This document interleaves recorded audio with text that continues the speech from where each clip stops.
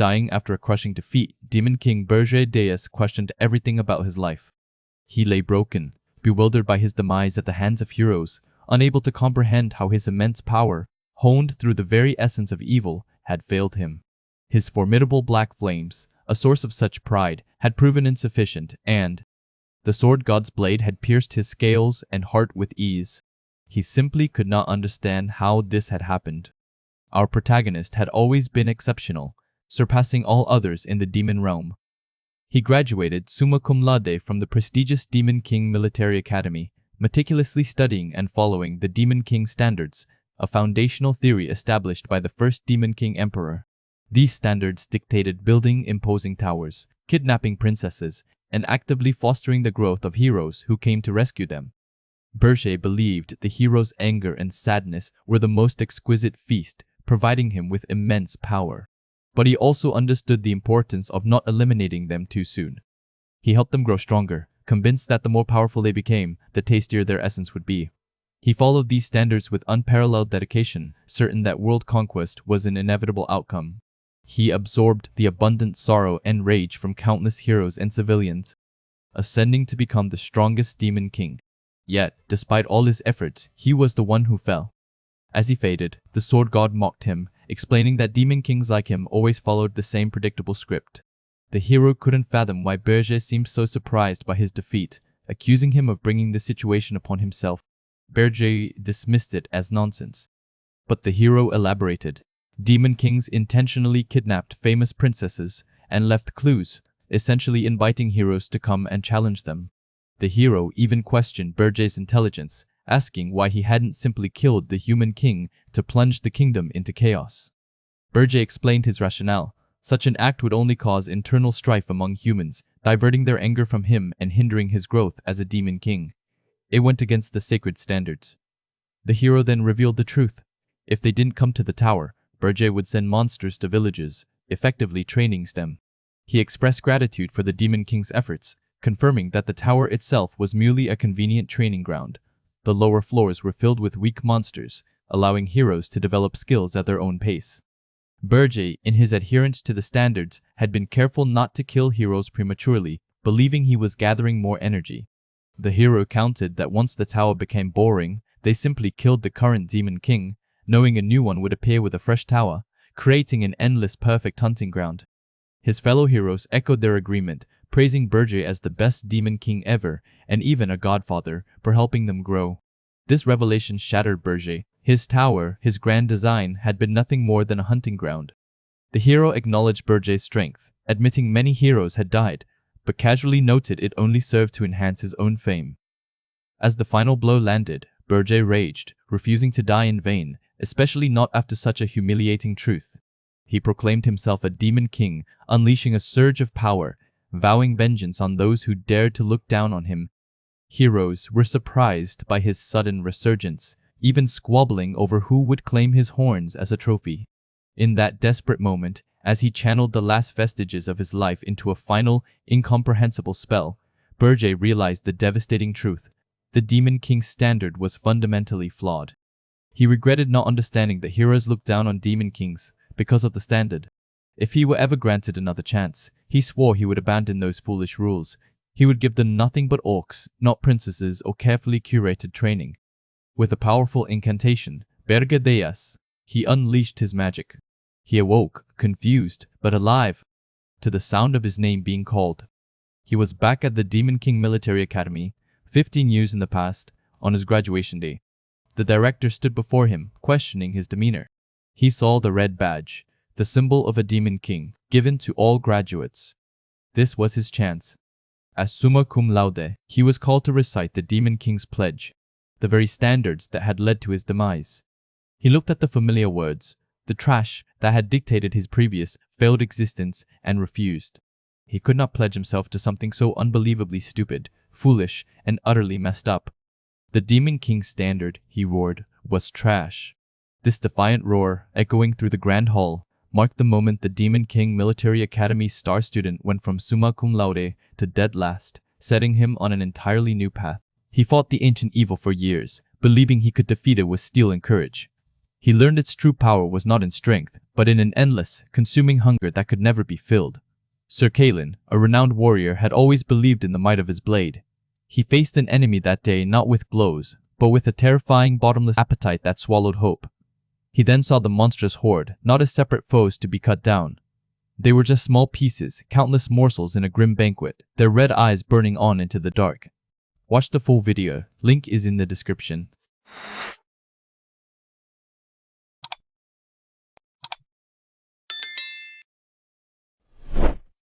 The Archduke of the Demon Realm, Berge Deas, stood before the Demon King, facing severe reprimand. His crime, publicly insulting the very standards that governed their kind. He was given a final, merciful chance, apologize to the entire demon realm, or face deployment to Aryan, a dimension infamous as a graveyard for countless demon kings. It was, in essence, a death sentence. His words sent a shockwave through the court, leaving everyone stunned. His words sent a shockwave through the court, leaving everyone stunned. His words sent a shockwave through the court, leaving everyone stunned. But Berge refused to back down. He defiantly stated his desire to be sent to Erin, declaring that he would prove the Demon King's standards were utterly worthless. Without hesitation, he was stripped of all privileges, denied any demon escorts, and immediately dispatched to Aryan, forbidden from returning until his mission of occupation was complete. Without hesitation, he was stripped of all privileges, denied any demon escorts, and immediately dispatched to Aryan, forbidden from returning until his mission of occupation was complete. Without hesitation, he was stripped of all privileges, denied any demon escorts, and immediately dispatched to Erin, forbidden from returning until his mission of occupation was complete. As he plunged into the unknown, Berge reflected on his past. In a previous life, he had chosen Aryan himself, believing that a demon king of his power should conquer the most formidable challenges. That arrogance had cost him everything. He recalled how heroes had exploited the very standards demon kings were bound by, leading to his demise. This time, however, things would be different. He would be the one to exploit their standards. Meanwhile, Gordon Dyrick, the top graduate of the Demon Academy, was ecstatic. He had been assigned to serve Berge, a demon king he revered as a once-in-a-millennium prodigy, a descendant of demonic dragons destined for greatness. Gordon believed serving Berge would ensure his own name was etched into the glorious history of the demon realm. Gordon believed serving Berge would ensure his own name was etched into the glorious history of the demon realm. Gordon believed serving Berge would ensure his own name was etched into the glorious history of the demon realm. Gordon believed serving Berge would ensure his own name was etched into the glorious history of the demon realm. Gordon believed serving Berge would ensure his own name was etched into the glorious history of the demon realm. Gordon believed serving Berge would ensure his own name was etched into the glorious history of the demon realm. Gordon believed serving Berge would ensure his own name was etched into the glorious history of the demon realm. Gordon believed serving Berge would ensure his own name was etched into the glorious history of the demon realm. But his excitement quickly turned to horror when Berge, upon their arrival in the desolate Erges mountains of Erin, calmly declared, "The Demon King's standards are trash." But his excitement quickly turned to horror when Berge, upon their arrival in the desolate Erges mountains of Erin, calmly declared, "The Demon King's standards are trash." But his excitement quickly turned to horror when Berge, upon their arrival in the desolate Erges mountains of Erin, calmly declared, "The Demon King's standards are trash." But his excitement quickly turned to horror when Berge, upon their arrival in the desolate Erges mountains of Erin, calmly declared, "The Demon King's standards are trash." Gordon, terrified, realized the gravity of Berge's defiance, fearing for his own life. Gordon, terrified, realized the gravity of Berge's defiance, fearing for his own life. Gordon reminded Berge that no demons were supposed to accompany him, emphasizing the perilous nature of Aryan. Berge acknowledged this, admitting he was glad Gordon was there, but kept the secret of his regression to himself, knowing it would sound like madness. Ignoring Gordon's pleas to find a safer location, Berge chose to build his tower in this dangerous, monster-infested region. This decision directly contradicted the Demon King's standard that towers should be easily accessible to heroes, not hidden in harsh environments. This decision directly contradicted the Demon King's standard that towers should be easily accessible to heroes, not hidden in harsh environments. This decision directly contradicted the Demon King's standard that towers should be easily accessible to heroes, not hidden in harsh environments. This decision directly contradicted the Demon King's standard that towers should be easily accessible to heroes, not hidden in harsh environments. This decision directly contradicted the Demon King's standard that towers should be easily accessible to heroes, not hidden in harsh environments. Berge explained his reasoning. The Demon King's standards were indeed garbage, especially in Aryan.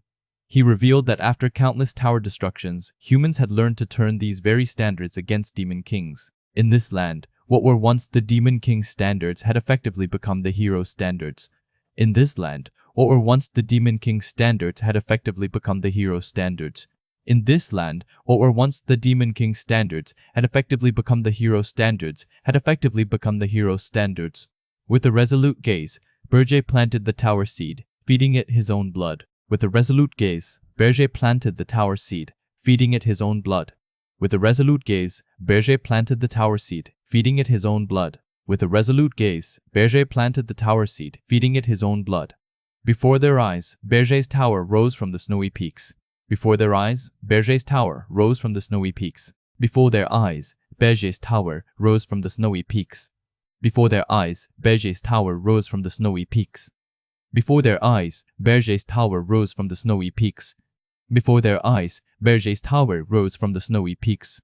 They entered the newly formed tower, and Gordon was perplexed by its stark emptiness.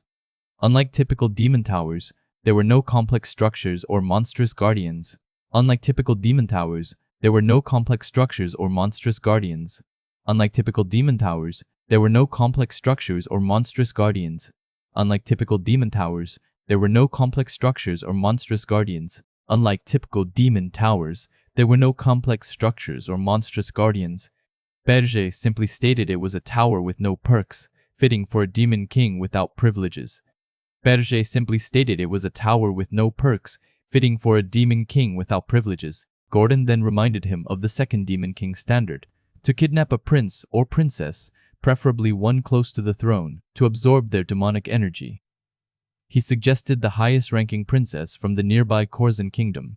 He suggested the highest-ranking princess from the nearby Korzen kingdom. He suggested the highest-ranking princess from the nearby Korzen kingdom.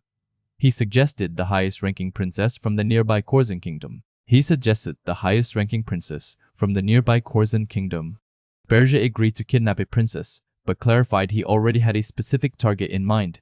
He instructed Gordon to guard the tower while he set off. His destination was the kingdom of Hilderon, the southernmost nation, located the furthest from their tower, and his chosen captive, the 13th princess, the one with the least presence among them all. As Berge confronted the bewildered princess, declaring his intent to take her, Gordon back at the tower realized the full extent of Berge's plan. He was doing the exact opposite of every established standard. As Berge confronted the bewildered princess, declaring his intent to take her, Gordon back at the tower realized the full extent of Berge's plan. He was doing the exact opposite of every established standard. As Berge confronted the bewildered princess, declaring his intent to take her, Gordon back at the tower realized the full extent of Berge's plan. He was doing the exact opposite of every established standard. As Berge confronted the bewildered princess, declaring his intent to take her, Gordon back at the tower realized the full extent of Berge's plan. He was doing the exact opposite of every established standard. As Berge confronted the bewildered princess, declaring his intent to take her, Gordon back at the tower realized the full extent of Berge's plan. He was doing the exact opposite of every established standard. As Berge confronted the bewildered princess, declaring his intent to take her, Gordon back at the tower realized the full extent of Berge's plan. He was doing the exact opposite of every established standard. The Demon King had successfully kidnapped the princess. She calmly questioned his identity, to which he declared himself the Demon King, come to abduct her. Unfazed, she challenged his capability, asking if he could truly handle her. Confidently, he asserted his status, assuring her he was more than capable. Her immediate agreement to be taken, however, struck him as strangely calm, making him suspicious of her motives. The princess explained that as royalty, she had always anticipated such an event and wasn't plotting anything, yet his unease persisted. Despite his lingering discomfort, the Demon King proceeded with his plan, returning to Berge's tower. His subordinate, Gordon, greeted him, relieved to see his safe return. The Demon King instructed Gordon to house the princess not in a prison, but in a corner of the 4th floor, offering a degree of leniency due to her lack of resistance. Gordon acknowledged the order. The princess, meanwhile, found her new quarters cold and hard, realizing the reality of her abduction and the absence of any royal comforts. Surprisingly, she soon concluded that her new situation wasn't so bad after all. Gordon then informed the Demon King of an invitation from the Tower of Beasts for a welcome party. The Demon King dismissed it as a pathetic attempt by other Demon Kings to haze him, the newcomer. He reflected on how Demon Kings were typically too proud to cooperate, but an unprecedented factor, Arin, had forced them to work together. Though he had previously ignored them, he decided this time to engage. At the Tower of Beasts, he was met by Draxen, the Demon King of Beasts, who had ruled for 70 years.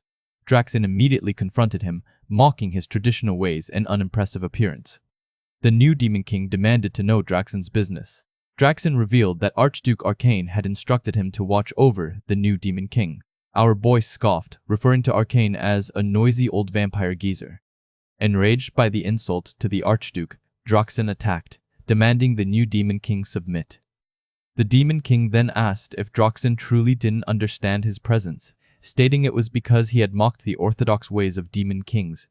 He reminded Draxen that, according to their own traditions, Demon Kings could not kill one another. But the Demon King declared he would not follow that rule, unleashing a powerful aura that stunned Draxen. Draxen attempted to report back to Arcane, but the Demon King swiftly silenced him, finishing him off. Returning to Berge's tower, Gordon commended his display of majesty. The Demon King brushed it off, noting Draxen could no longer cause trouble. He then ordered Gordon to check on the princess, planning to learn how to make use of her. He acknowledged that mocking the orthodox ways had brought greater consequences than expected. However, he reaffirmed his choice, stating he would rather die than bow to what he considered trash.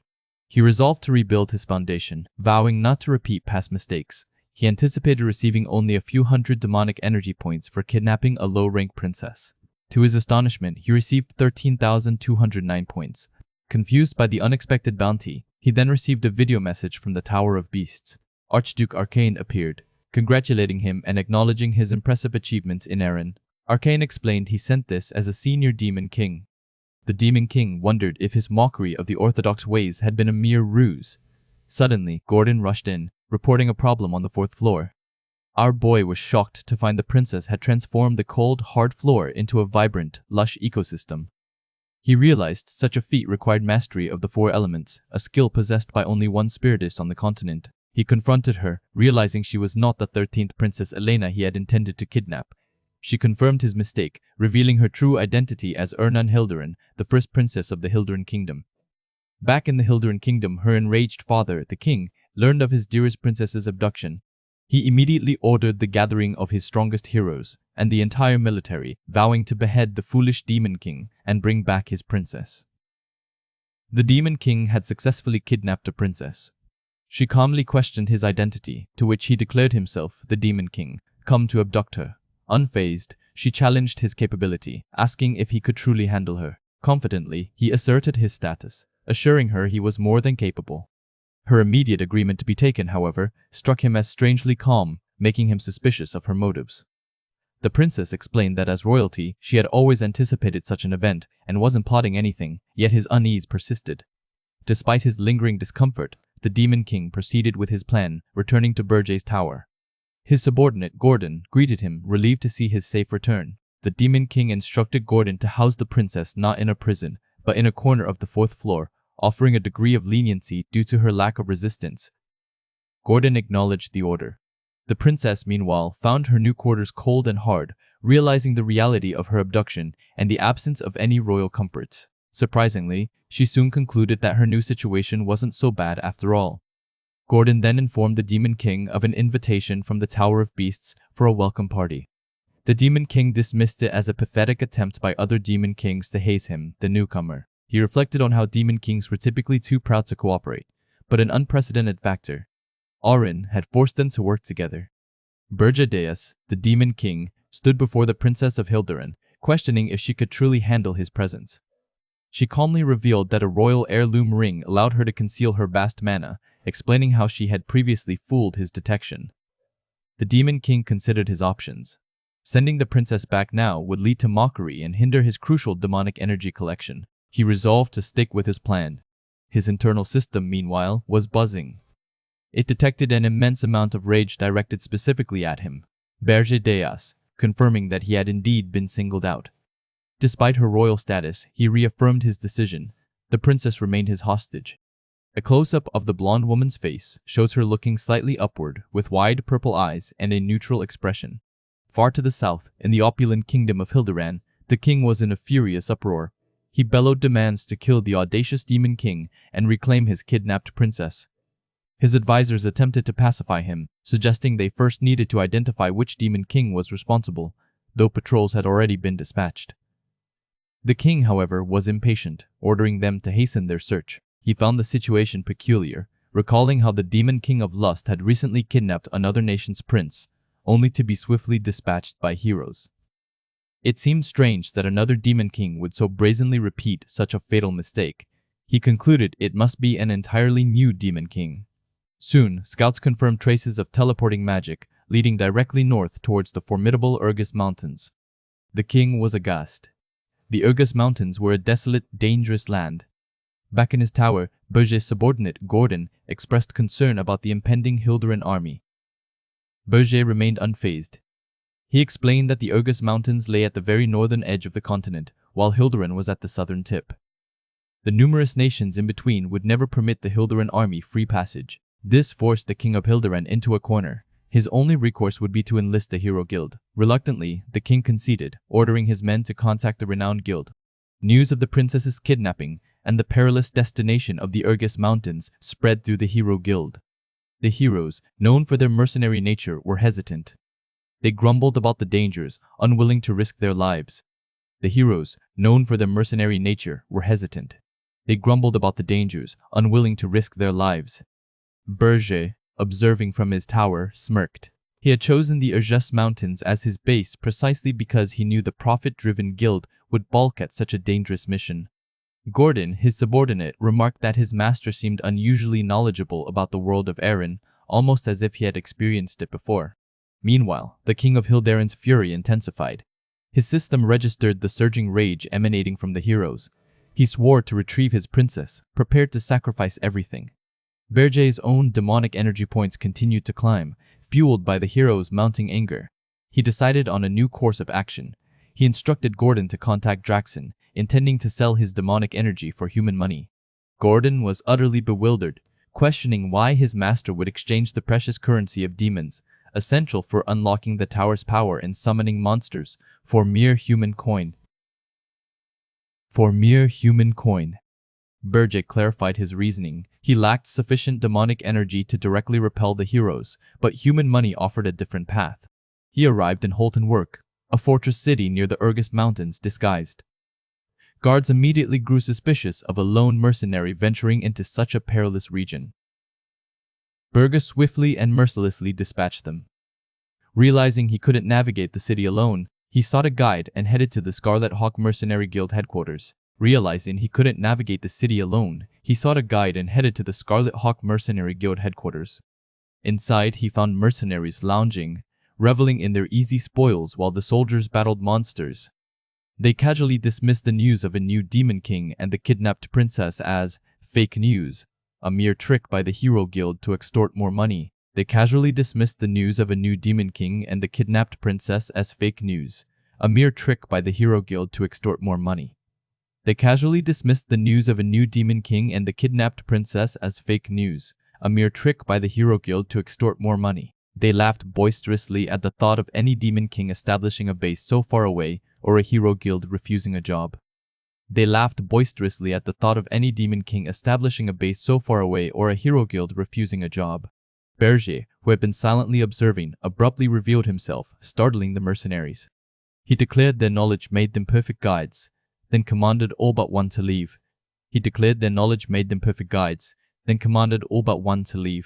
Enraged by his audacity and infiltration, the mercenaries attacked. Berger, however, was far too powerful. He effortlessly cut them down, leaving only one trembling survivor.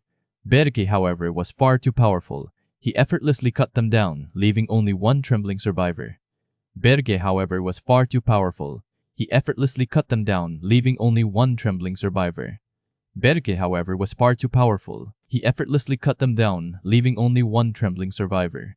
Berger, however, was far too powerful. He effortlessly cut them down, leaving only one trembling survivor.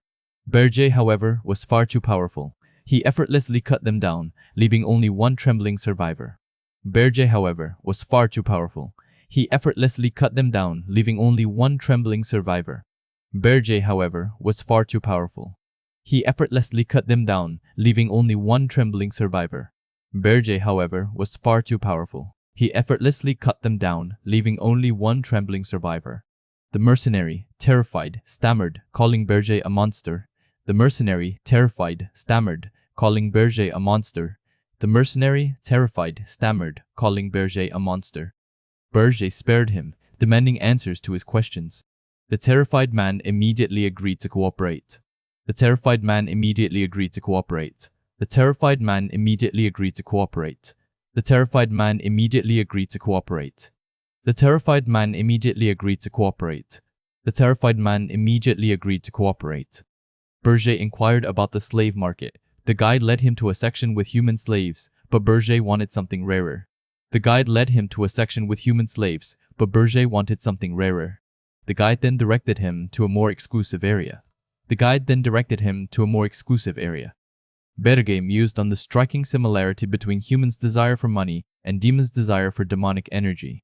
He explained his intention to purchase slaves, specifically otherworldly species captured by humans, and requested an elf known for its integrity. He explained his intention to purchase slaves, specifically otherworldly species captured by humans, and requested an elf known for its integrity. He planned to use this elf as a spy, intending to sow chaos among the heroes. He planned to use this elf as a spy, intending to sow chaos among the heroes. He planned to use this elf as a spy, intending to sow chaos among the heroes. At that very moment, hero Hillen Cargill arrived at the King of Hilderan's palace. The king, relieved, expressed his unwavering trust in the hero. Hillen, with a resolute gaze, vowed to rescue the princess and deliver the Demon King's head, all in the name of justice. Hillen, with a resolute gaze, vowed to rescue the princess and deliver the Demon King's head, all in the name of justice. The Demon King had a cunning plan. He intended to use an elf as a spy, believing their innocent reputation would easily confuse the heroes. He visited a slave market, where he found the perfect candidate. The slave trader was initially hesitant to sell the particular elf, but the Demon King insisted, promising to bear any consequences if the elf caused trouble. Once they were alone, the Demon King unleashed a surge of his true demonic energy, startling the elf. The elf, named Granada, demanded to know why a demon would have any business with one of his kind. The Demon King then extended an intriguing offer, a chance for revenge against humans. He guaranteed Granada safety and freedom if he remained loyal for exactly 50 years. Granada, however, was skeptical. He reminded the Demon King that his species was known for destroying the world tree, which the elves revered and which sustained their entire world. How could he trust a demon? To dispel this doubt, the Demon King made a solemn vow, pledging on the sacred standards of the great Demon King, a promise as profound to demons as the world tree was to elves. He swore to fulfill his word and never harm the world tree. Impressed by the depth of this oath, Granada agreed to the terms. He, in turn, vowed on the world tree itself to pledge his allegiance for the next 50 years. But a moment later, Granada burst into laughter. He scoffed at the idea that a true Demon King would ever journey so far from his tower, weakening himself, just to purchase a slave. The Demon King, unfazed, simply confirmed his identity. He pointed out that it was Granada, not him, who had just agreed to a 100-year contract. Granada, still disbelieving, highlighted the Demon King's tower's deplorable state, noting its emptiness and lack of monsters up to the 4th floor. He questioned how such a sloppy tower, devoid of even a single monster, could possibly withstand the heroes for even a year. In response, the Demon King unleashed an overwhelming wave of pure demonic pressure. Granada instantly recognized the terrifying aura. He realized that the disaster-level monsters they had passed in the Urgus Mountains hadn't attacked them, not out of coincidence, but because they dared not mess with the Demon King's presence. Overwhelmed and convinced, Granada renewed his vow, now pledging his loyalty for a full 100 years. Granada, expecting a grand evil scheme, was surprised by the Demon King's first command, to prepare a meal. Confused, he began cooking, only to find the Crown Princess Ernan Hilderan helping him. The Demon King casually revealed he had bought her too, shocking Granada with the audacity of kidnapping royalty. The Demon King explained that Granada's cooking skills were his primary asset. He wasn't needed to fight heroes within the tower. If heroes reached the 4th floor, the battle was already lost. Instead, Granada's true mission was to become a spy, subtly disrupting the human world from within. Before embarking on this mission, the Demon King decided to test Granada's abilities. He challenged the elf, promising to fight with only one hand without using any demonic energy and to reduce their contract by 50 years if Granada won. Confident, Granada launched into an attack. Despite years of enslavement, his movements remained sharp and precise, a testament to his inherent skill. The Demon King observed that Granada had absorbed mana from the fourth floor, enhancing his physical prowess. Yet, even with these advantages, Granada was no match. The Demon King effortlessly countered, reminding Granada of the vast difference in their power, even when holding back. He assured Granada that he would control his strength to avoid fatal injury. Later, the Demon King visited the headquarters of the Red Hawk mercenaries. He hired them for a year, offering a substantial deposit. The mercenary captain, initially wary of Granada, who was introduced as a new team member, quickly accepted after seeing the payment. Granada formally introduced himself to his new squad. The Demon King then assigned their first mission.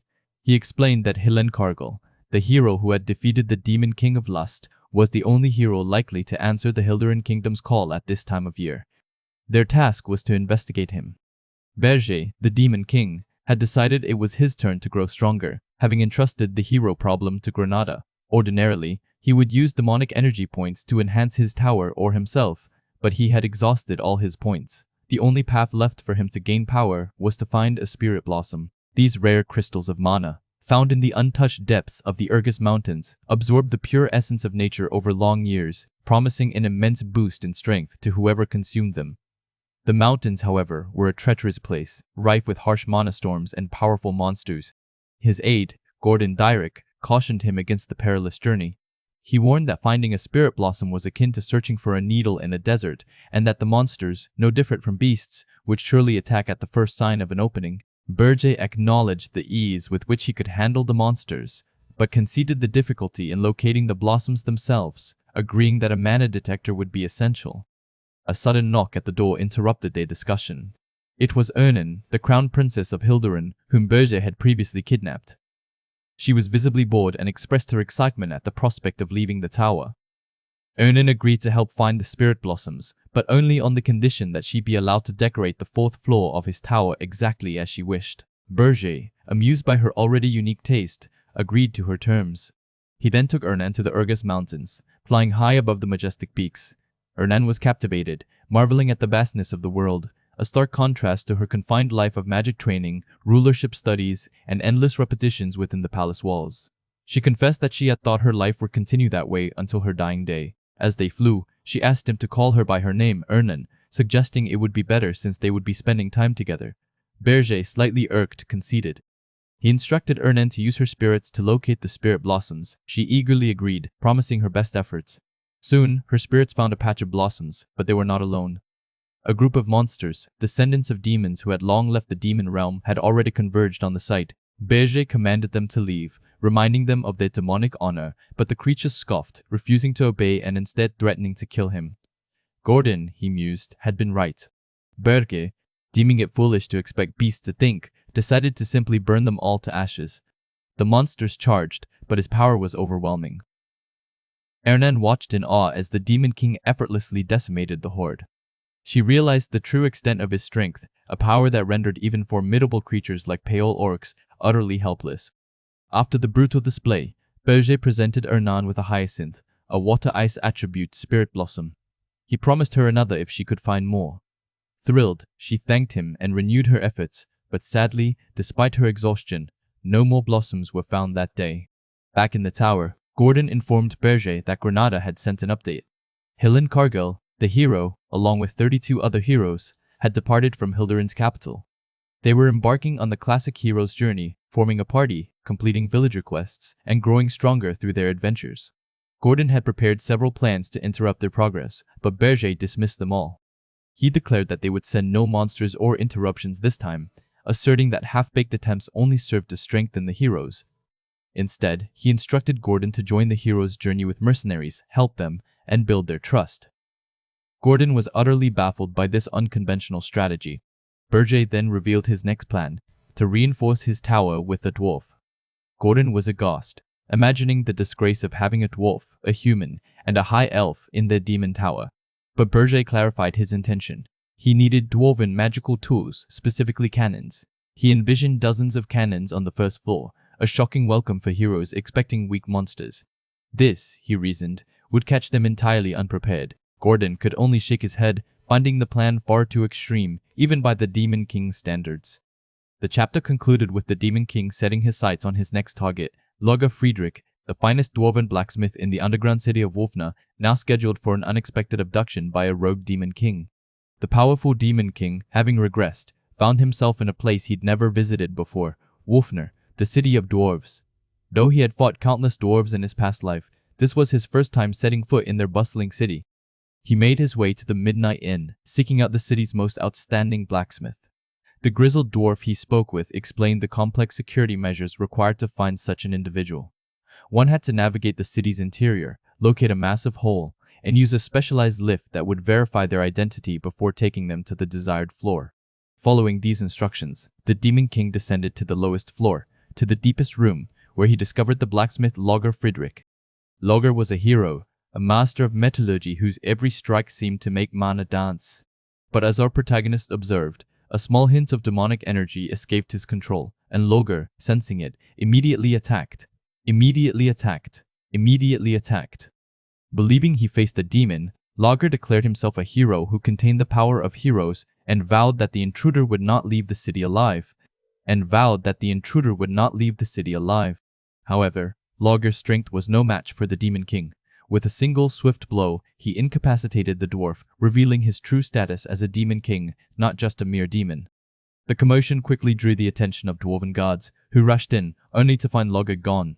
All exits were blocked, and a thorough search of the facility commenced as the city went into immediate lockdown.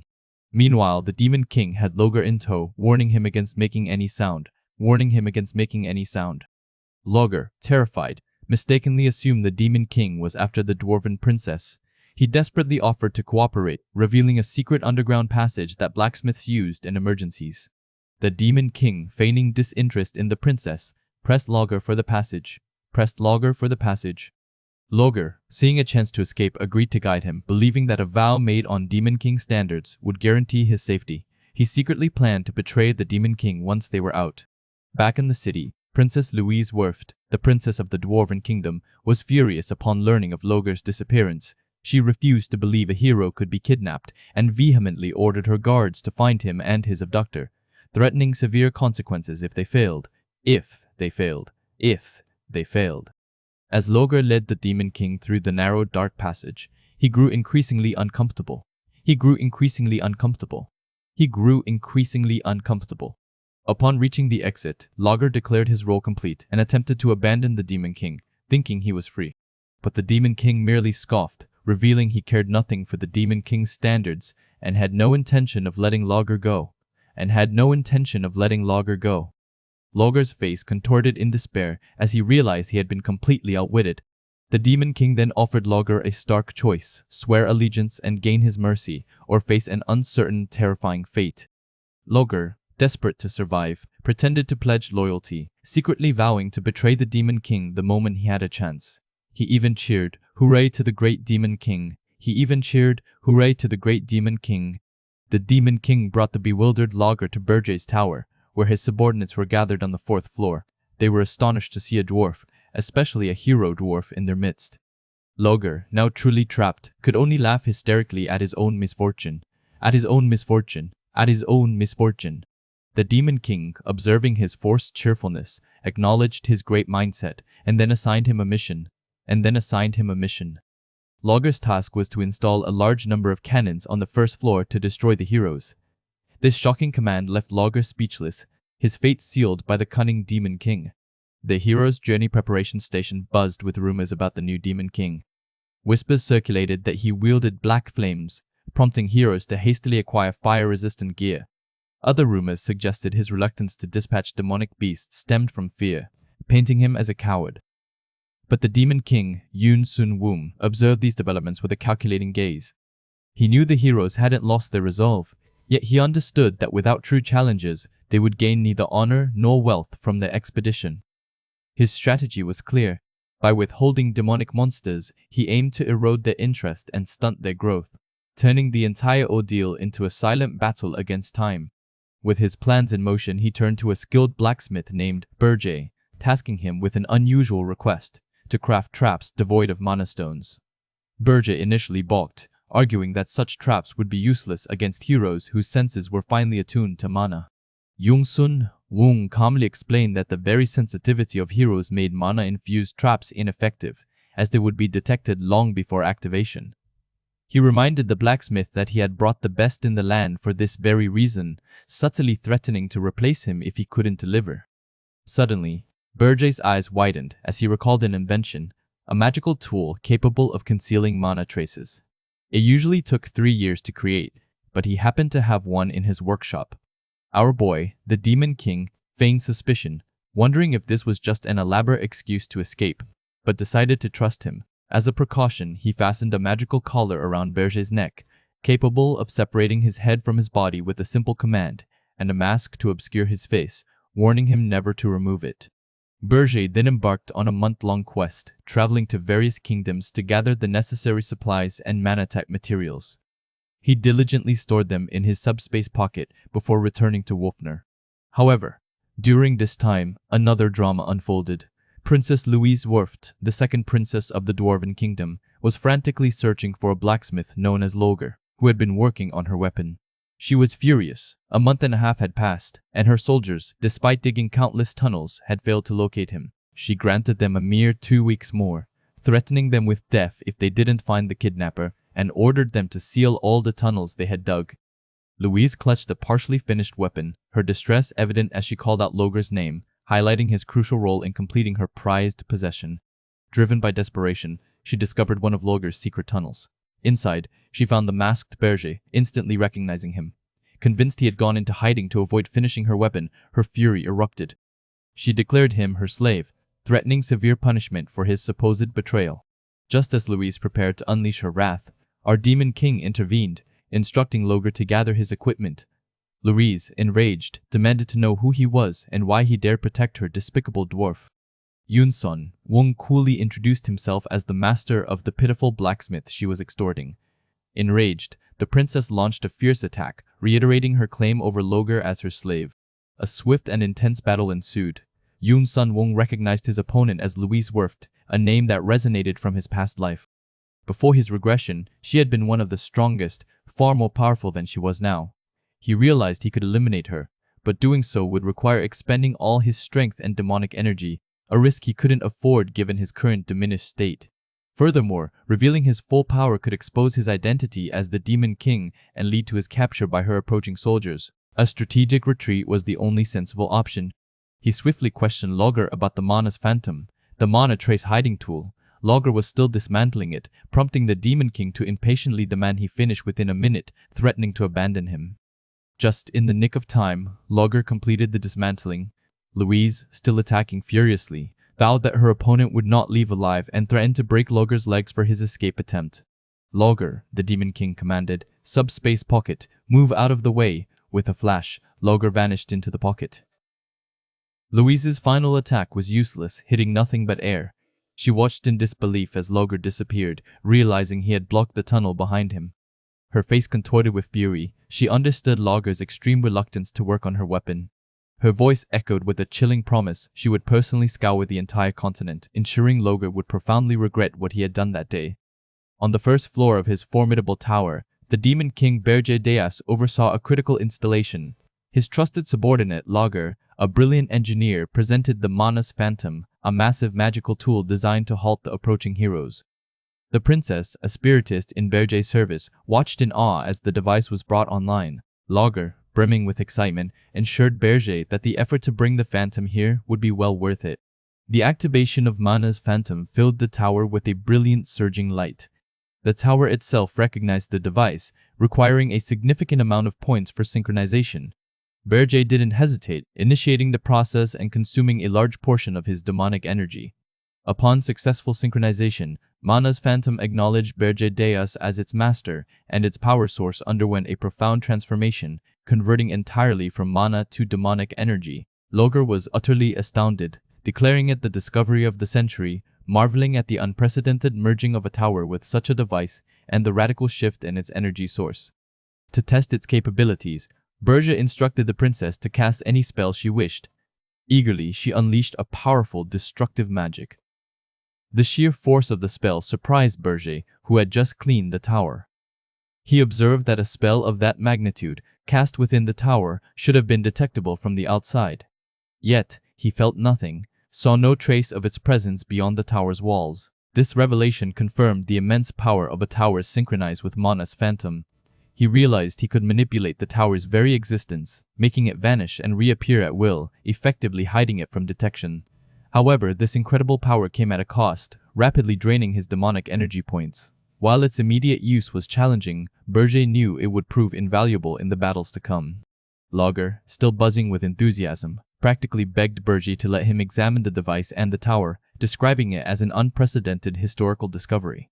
Berger conceded, promising Lager full access if his planned trap on the first floor successfully decimated the heroes. Next, Berger turned to the princess with a proposition. He asked her to confront the heroes on the fourth floor. She initially balked, reminding him of her royal status, but Berger countered by highlighting her genius as a spiritist and her aversion to returning to her own palace.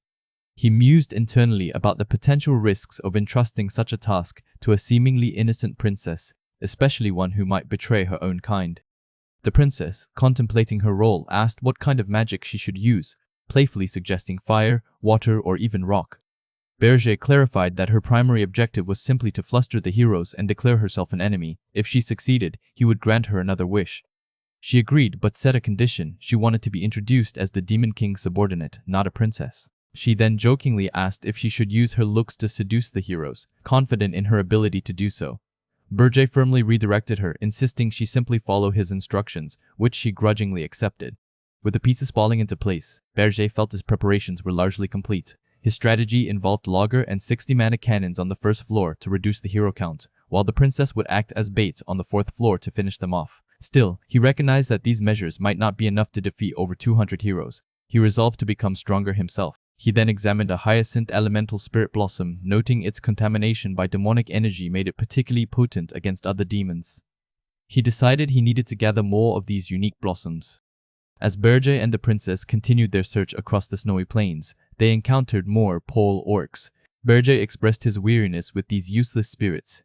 However, their chieftain, Krutu of the Blue Frost tribe, approached respectfully, pleading for Berger to accept his tribe as kin. Krutu explained that their ancestors were demons who had betrayed their realm, and bearing that original sin, they sought the honor of serving the Demon King.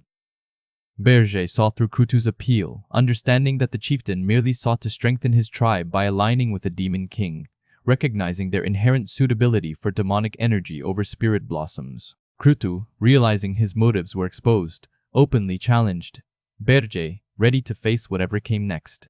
The princess then understood why their search for spirit blossoms had been fruitless.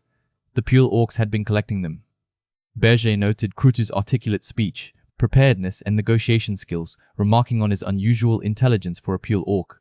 Krutu explained that his tribe, to survive in their harsh land, had learned to value wisdom over brute strength.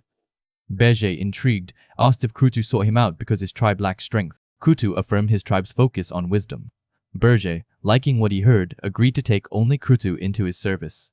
He instructed Krutu to roam the snowfields, grow his tribe for Berger's sake, and promised a reward far greater than mere strength. Berger declared that Krutu's tribe would be eternal. Krutu, now recognized as the Demon King's kin, expressed profound gratitude and pledged his unwavering loyalty, a sentiment echoed by his entire tribe. The tower, now fully fortified and surrounded by the newly sworn Pale Orc Legion, stood ready. Lager and his mana cannons were positioned on the first floor, while Ernan Hildebrand, the princess, awaited on the fourth. All the pieces were in place.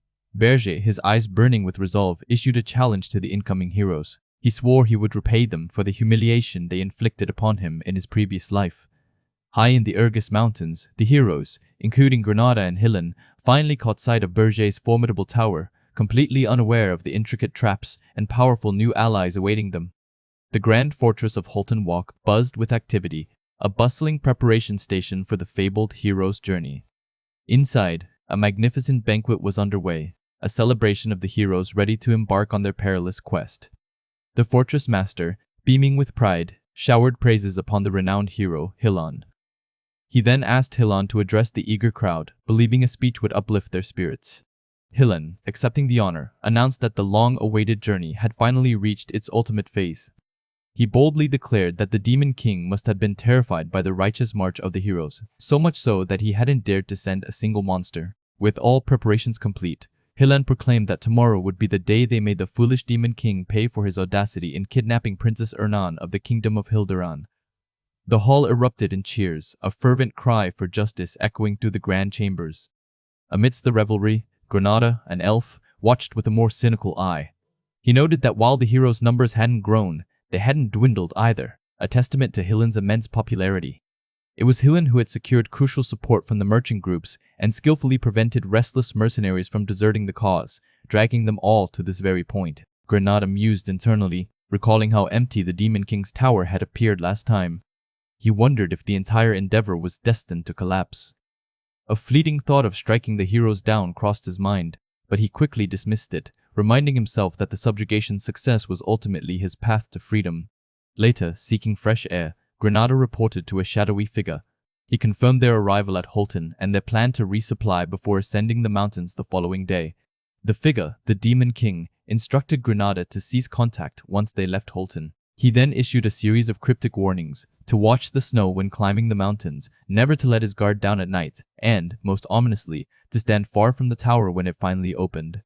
Hillen soon found Granada, noticing his troubled demeanor. He offered the elf some fruit wine, but Granada remained preoccupied, expressing his genuine doubts about their ability to truly subdue the Demon King. Hillen, however, brushed off the concerns, reminding Granada of his past triumph over the Demon King of Lust. Granada questioned how Hillen had achieved that feat, and the hero attributed his victory to the brave comrades who fought alongside him. He then promised Granada that if they combined their strength, they were sure to win. Granada, reassured by Hillen's confidence, agreed to hold his flank and do his part. The next morning, with Hillen leading the charge, the heroes marched into the treacherous Urgest Mountain's gorge. Initially, spirits were high. The weather was surprisingly clear, and there was little snow, leading many to believe that reaching the tower would be an easy task.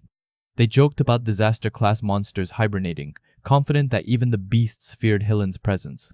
Their optimism shattered when ghouls, monstrous in size, suddenly swarmed from the cliffs. Hillen immediately commanded his units into battle formation, instructing his knights to cover the mages and pull back. A frost giant, towering at the front, emerged, blocking their path. Hillen, undeterred, declared he would face the giant alone. Hillen launched himself at the colossal foe, convinced it couldn't be stronger than the Demon King of Lust, a beacon of courage. The heroes, witnessing his power, he ordered Wharton to lead the others out of the gorge, reaffirmed their faith, certain that Hillen would ultimately defeat the Demon King. But the attacks continued. Demonic energy surged, and more of the Demon King's subordinates, orcs, appeared. Granada, his blood running cold, suddenly understood the Demon King's earlier warning. "Watch the snow," he had said, and now it all clicked into place. From a hidden vantage point, the Demon King watched the unfolding chaos. He welcomed the foolish heroes to Urgest, observing their frantic efforts. With a chilling smile, he unleashed his true weapon. The ground trembled, and a massive avalanche cascaded down the mountainside, burying the heroes in a torrent of snow and ice. Granada, horrified, screamed for everyone to run, realizing the Demon King's warning had been a cruel, calculated trap. As the heroes were engulfed, the Demon King, a cold resolve in his eyes, declared that this time he would hunt them all down. The Demon King had issued 3 warnings to the hero party, each one a testament to the treacherous journey that lay ahead. First, he warned them of the snow. True to his word, the Pure Orcs triggered a devastating avalanche, sweeping away many of the heroes. Their leader, Hillen Cargill, decided they would camp there, attempting to regroup and locate those lost in the snowy chaos. The second warning concerned the night. As darkness fell, frost giants and ghouls emerged, relentlessly driven toward the heroes by the cunning pole orcs. This pattern of day and night attacks repeated endlessly, grinding down the heroes' morale and numbers. After 3 grueling days, the initial hero count of 511 had plummeted to just 256. Hillen, frustrated, finally reached the summit of the Urgest Mountains, only to find no tower in sight. He fumed, questioning why a Demon King's tower wouldn't be in an obvious location. 6 days into their journey, exhaustion set in. One of Hillen's subordinates, Sir Wharton, made the difficult decision to abandon the quest, stating that their lives mattered more than a failed hero's journey. The remaining heroes, now just 256, splintered, their resolve broken. Yet, amidst the despair, the Demon King's tower was finally discovered, cunningly hidden in a basin. The heroes, believing the first floor would be easy, resolved to wipe out the weaklings within. This brought them to the third warning: when opening the tower, stand far from it. They ignored this. The moment the heroes breached the entrance, they were met with a devastating blast from the dwarf's mana cannons. The powerful attack annihilated all but one hero. The count plummeted from 52 to a single survivor. That survivor was Hilan Kargil, the hero who had once defeated the Demon King of Lust and absorbed his power. Arrogant in his newfound strength, he believed a new Demon King would be no match for him. With the last remaining hero, an elf named Granada, Hilan ascended the tower.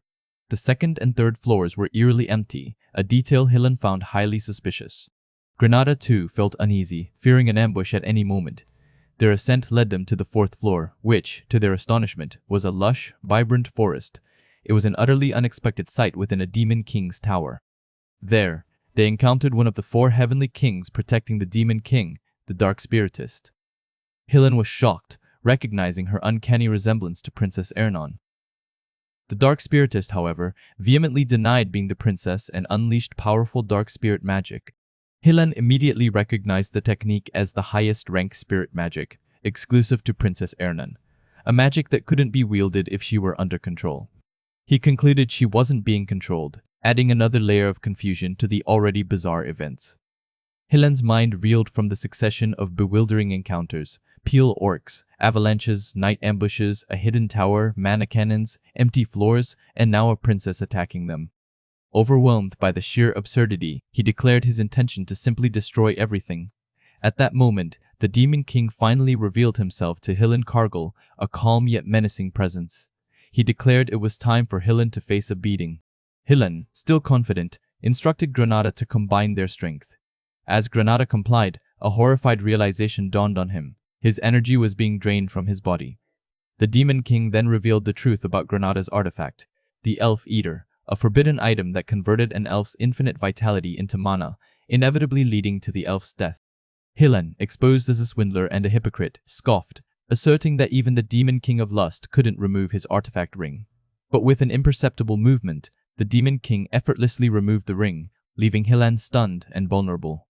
Without the artifact's power, Hilan was quickly overwhelmed by a high-ranking demon summoned by the Demon King. He struggled to even dodge the attacks. Then, the Demon King unleashed a terrifying purple aura, his power expanding exponentially. As the massive, overwhelming force bore down on him, Hilan Kargil could only wonder who this Demon King truly was. Yet, amidst the despair, the Demon King's tower was finally discovered, cunningly hidden in a basin. The second and third floors were eerily empty, a detail Hilan found highly suspicious. Hilan's mind reeled from the succession of bewildering encounters: pall orcs, avalanches, night ambushes, a hidden tower, mana cannons, empty floors, and now a princess attacking them. Overwhelmed by the sheer absurdity, he declared his intention to simply destroy everything.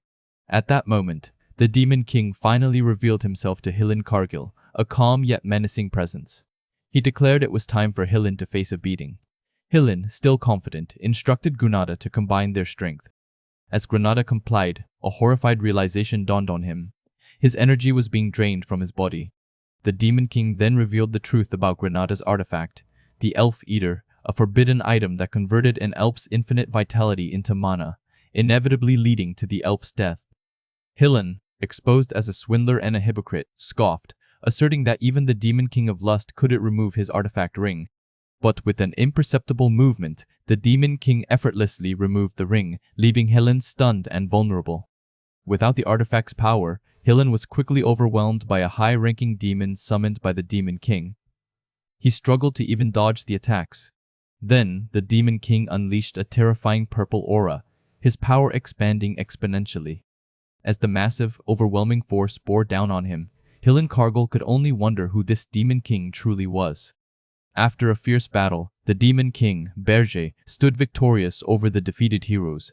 He commanded his subordinates to bind the powerful hero Hilan Kargil and throw him into prison, while the rest of Hilan's collapsed party were to be locked up outside.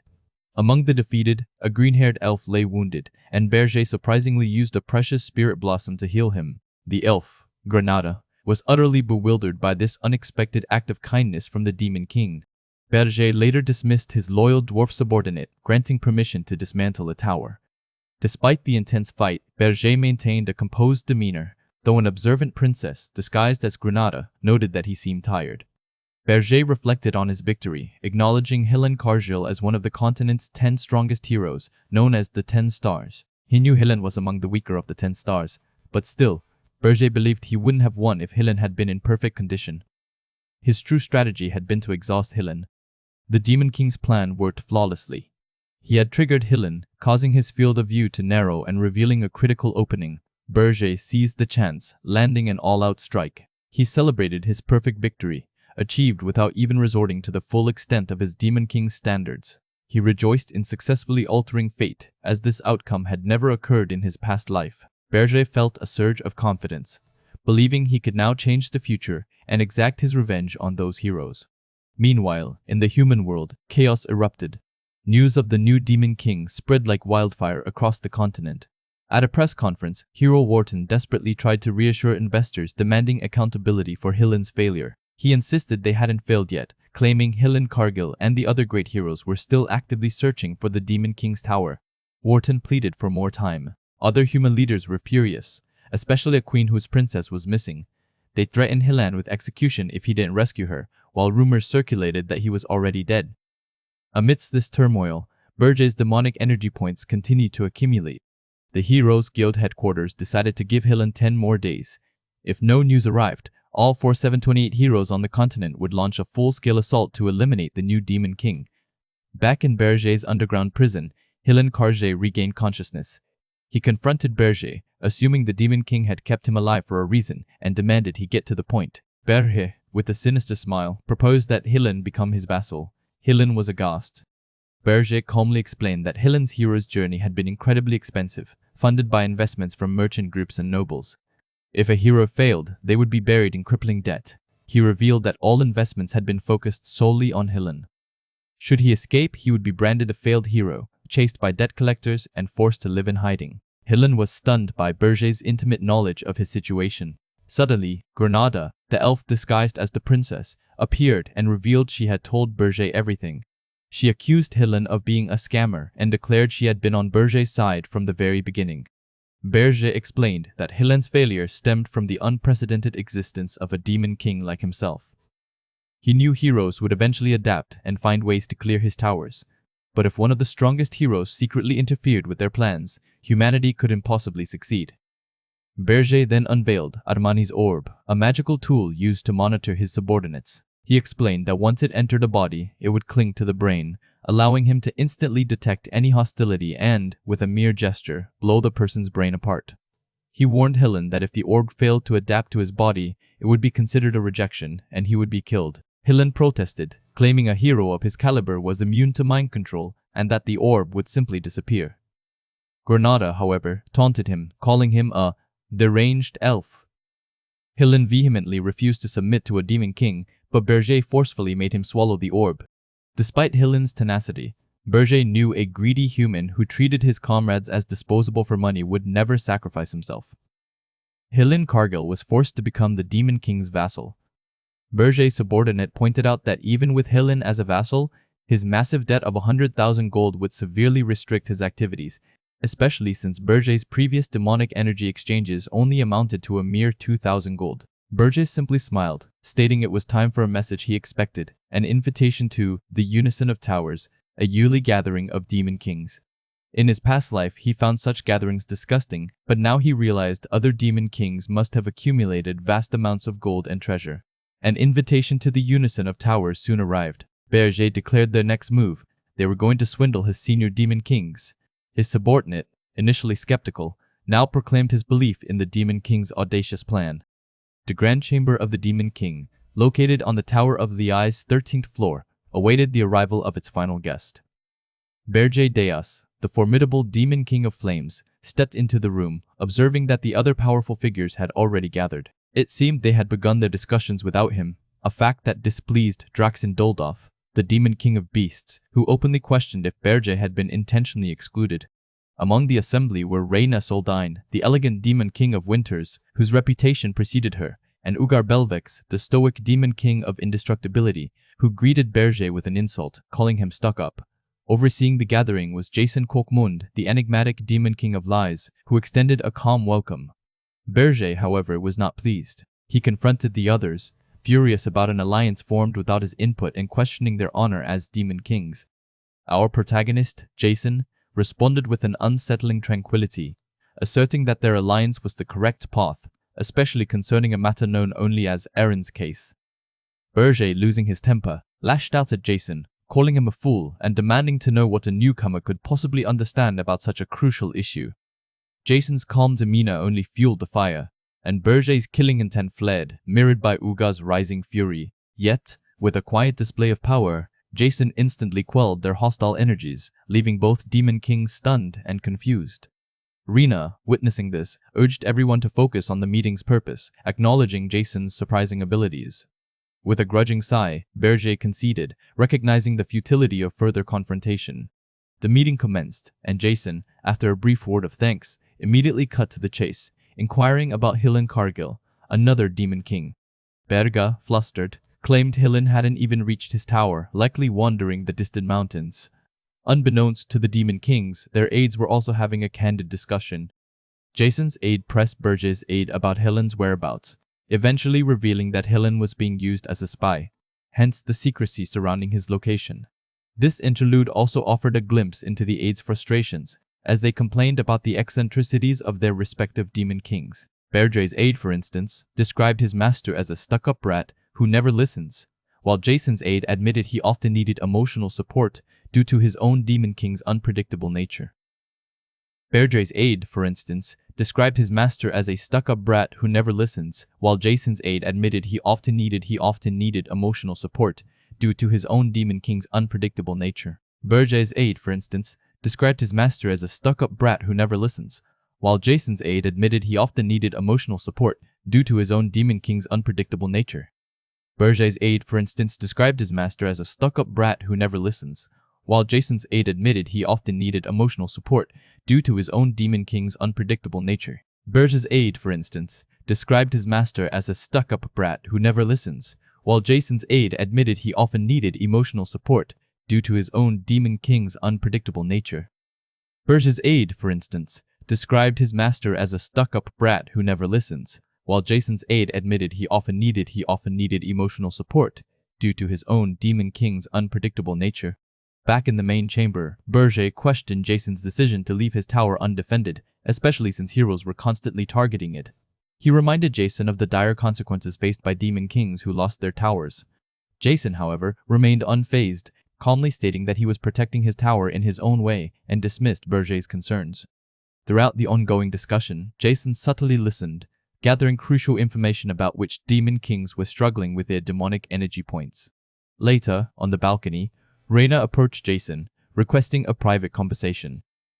She admitted to agreeing with some of his perspectives, particularly the idea that demon kings needed greater flexibility in Aaron.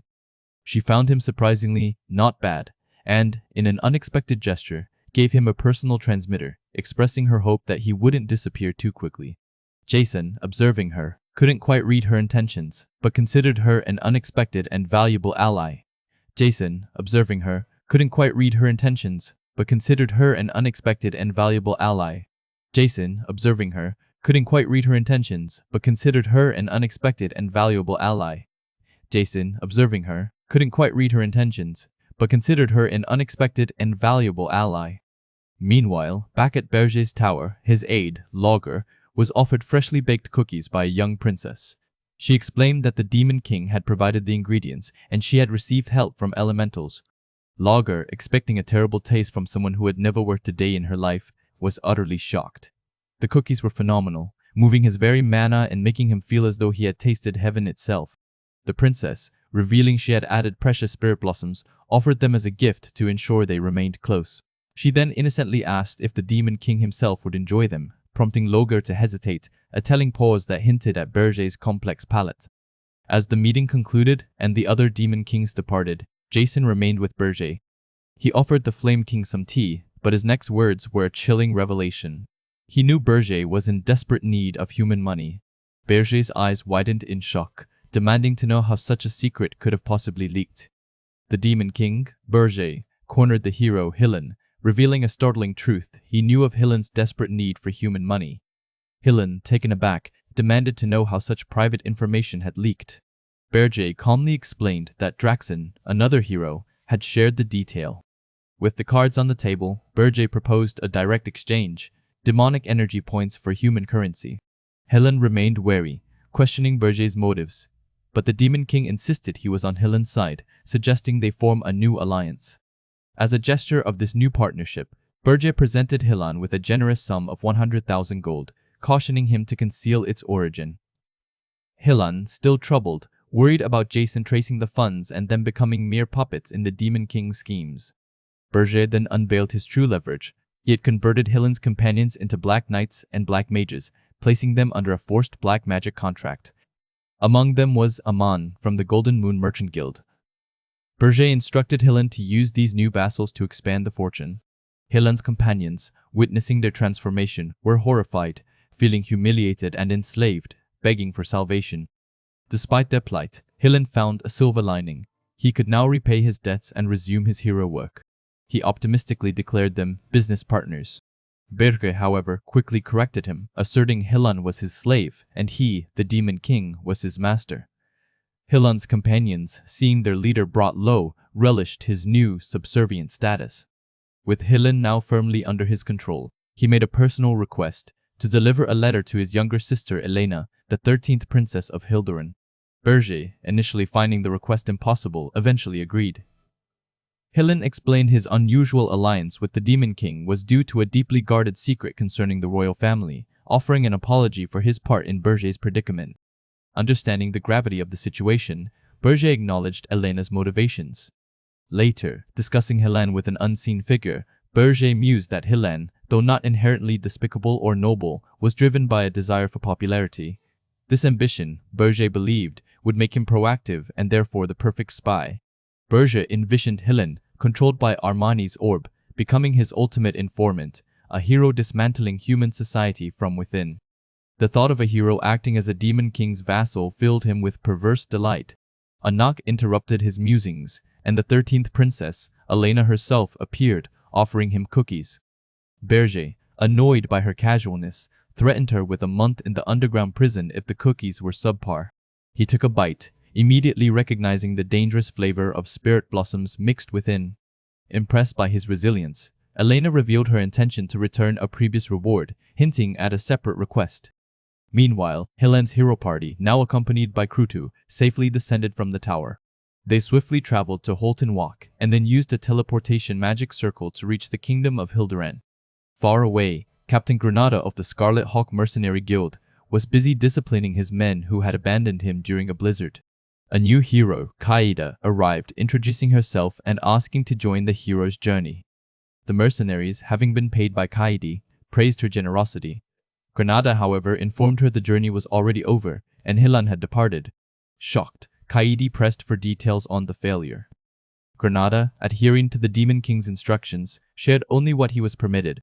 Learning that the Demon King's tower was not at the summit, Kaidi quickly departed, leaving a token of gratitude. Granada, dismissing her as a naive rookie, warned his men not to touch the money, asserting his authority. In a deserted alley, Kaide was confronted by a Black Knight who addressed her as Your Highness, demanding her return. Kaide adamantly refused, declaring her desire to live as a hero. The Black Knight, his face obscured by a recognition-interfering mask, confirmed her identity as the princess, insisting that kingdom affairs were for the kingdom to handle.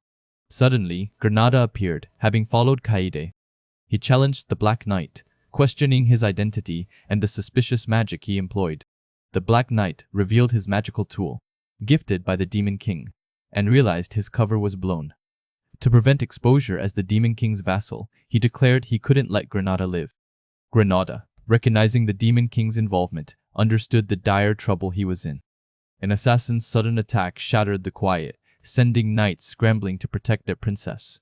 Amidst the chaos, the princess, an elf, hesitated. Using her unique powers would undoubtedly reveal her identity, a secret she desperately guarded. Yet, as the situation grew dire, she realized she had no choice but to unleash her true strength. A masked figure watched from the shadows, pondering if this was the reason for her mysterious delay. The masked figure then revealed his true form, the Demon King. The princess stared in disbelief as he casually dismissed her wounds, remarking that a little spit would heal them. The surrounding knights, however, saw only a demon come to abduct their princess. They charged, mistaking his presence for a hostile act. The Demon King, observing their futile assault, noted the princess's royal status with a touch of surprise. He explained he was merely on an errand, a coincidence the knights found utterly preposterous. Turning to the bewildered princess, the Demon King inquired about her needs. She requested Senial powder, a rare substance used for spirit contracts. He recounted its history. Centuries ago, an elf named Senial had defected to a human kingdom, developing the powder to help humans forge proper bonds with spirits. The Demon King then probed, suggesting her talent should negate the need for such an aid. The princess, coughing weakly, confessed to a lack of mana within the tower. Without the powder, her spirits would languish. The Demon King quickly deduced her true intention. She planned to form a contract with a high-ranking spirit, a feat she had accomplished 7 years later in his previous life. He mused on how living in the tower might have accelerated her growth. He declared his indifference to her methods as long as the tower's strength increased, then announced his departure to retrieve the Senial powder. With a swift, decisive move, he incapacitated the knights and seized the princess. She unleashed her Crescent Moon Slash, a formidable sword technique passed down only to the imperial family's greatest swordsmen. She internally raged against her fate, sold off to a foreign king as a low-ranking princess.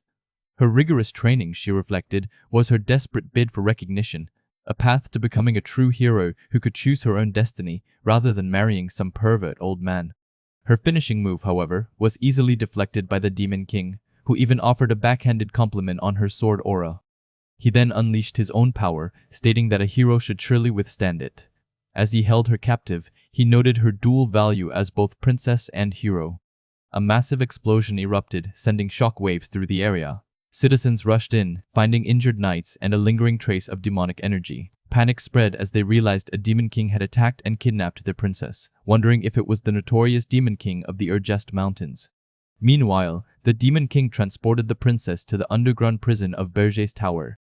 He introduced her to Senial, the elf from whom the powder was named, instructing her to care for the injured princess, Kaidi Jespine, the 9th Imperial Princess, who would now reside on the 4th floor. Senial expressed her surprise at yet another princess, and the Demon King explained his need to periodically kidnap low-ranking royalty to secure demonic energy points. He then chided himself for revealing classified information to a prisoner. News of the princess's abduction quickly spread across the continent. At the Heroes Guild headquarters, hero Hilan Cargill was questioned about his failed mission to find the Demon King's tower. He humbly admitted his failure and accepted full responsibility. The guildmaster, however, reassured him, stating that heroes would not be held accountable for the inherent risks of their journeys.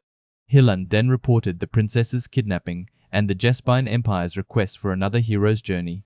He advised against an immediate full assault, suggesting a smaller reconnaissance unit first to locate the tower. His reasoning was simple: a truly strong Demon King would never need to hide. From his vantage point, the Demon King observed Hilan's counsel, pleased with his vassal's cunning. Hilan and Granada, his pawns, were effectively delaying the hero's full assault. He continued to kidnap new princesses, steadily accumulating demonic energy points. His dwarf ally remodeled and reinforced the tower's first floor, while Kruto expanded their influence. His ultimate goal was to have Princess Ernan Hilderan contract a high-ranking spirit, transforming his tower into an overwhelmingly powerful fortress. Only then could he finally focus on the outside world and exact his true revenge against the heroes who had once slain him. To achieve this, he desperately needed the Senial powder. His next target, Kamur, the Magitech city, a place teeming with powerful mages and heroes. Obtaining the powder without being discovered, he knew, would be an incredibly difficult task. The Demon King, Berger, found himself in Amur, the Magitech city of the Ahan Kingdom. He needed Senial powder, but had to avoid the popular magic shops, as they were bustling with heroes and mages, making it difficult for him to conceal his demonic energy. This led him to a small, run-down shop on the city's outskirts, a place far from the world's best magic market. Inside, the shop owner, a clearly unscrupulous man, tried to sell him what he called newly developed purple Senial powder for 1 gold. Berger knew Senial powder was green and that this price was exorbitant, immediately recognizing the scam.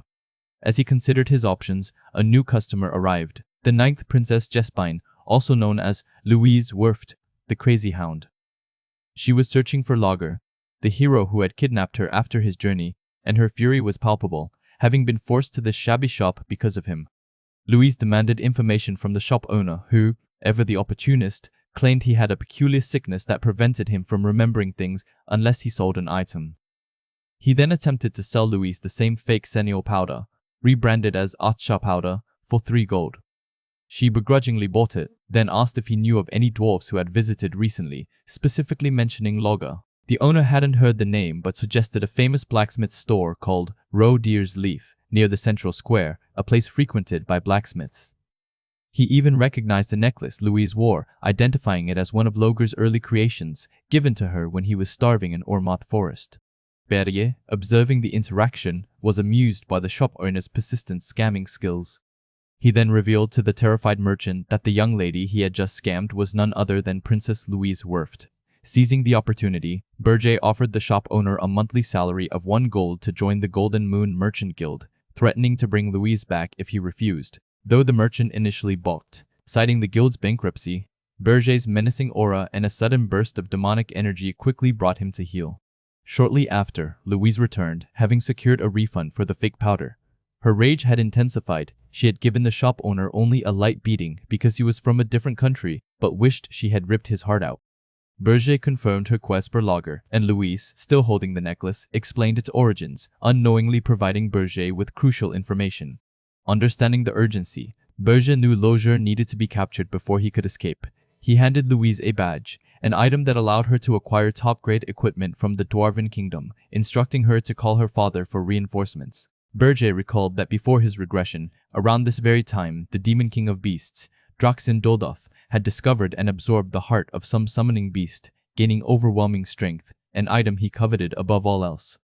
As a newly regressed Demon King, Berger was heavily affected by dimensional interference, making a direct confrontation with an enraged, well-equipped Louise a risky endeavor. To develop his powers and ensure his survival and revenge against the heroes, he needed a different strategy. He decided to send Louise to Ormoth, the very place where the Beast Tower stood. His cunning plan was to let the Crazy Hound, Louise Werft, and the Demon King of Beasts, Draxin Doldov, tear into each other, creating the perfect opportunity for him to claim the summoning beast's heart for himself.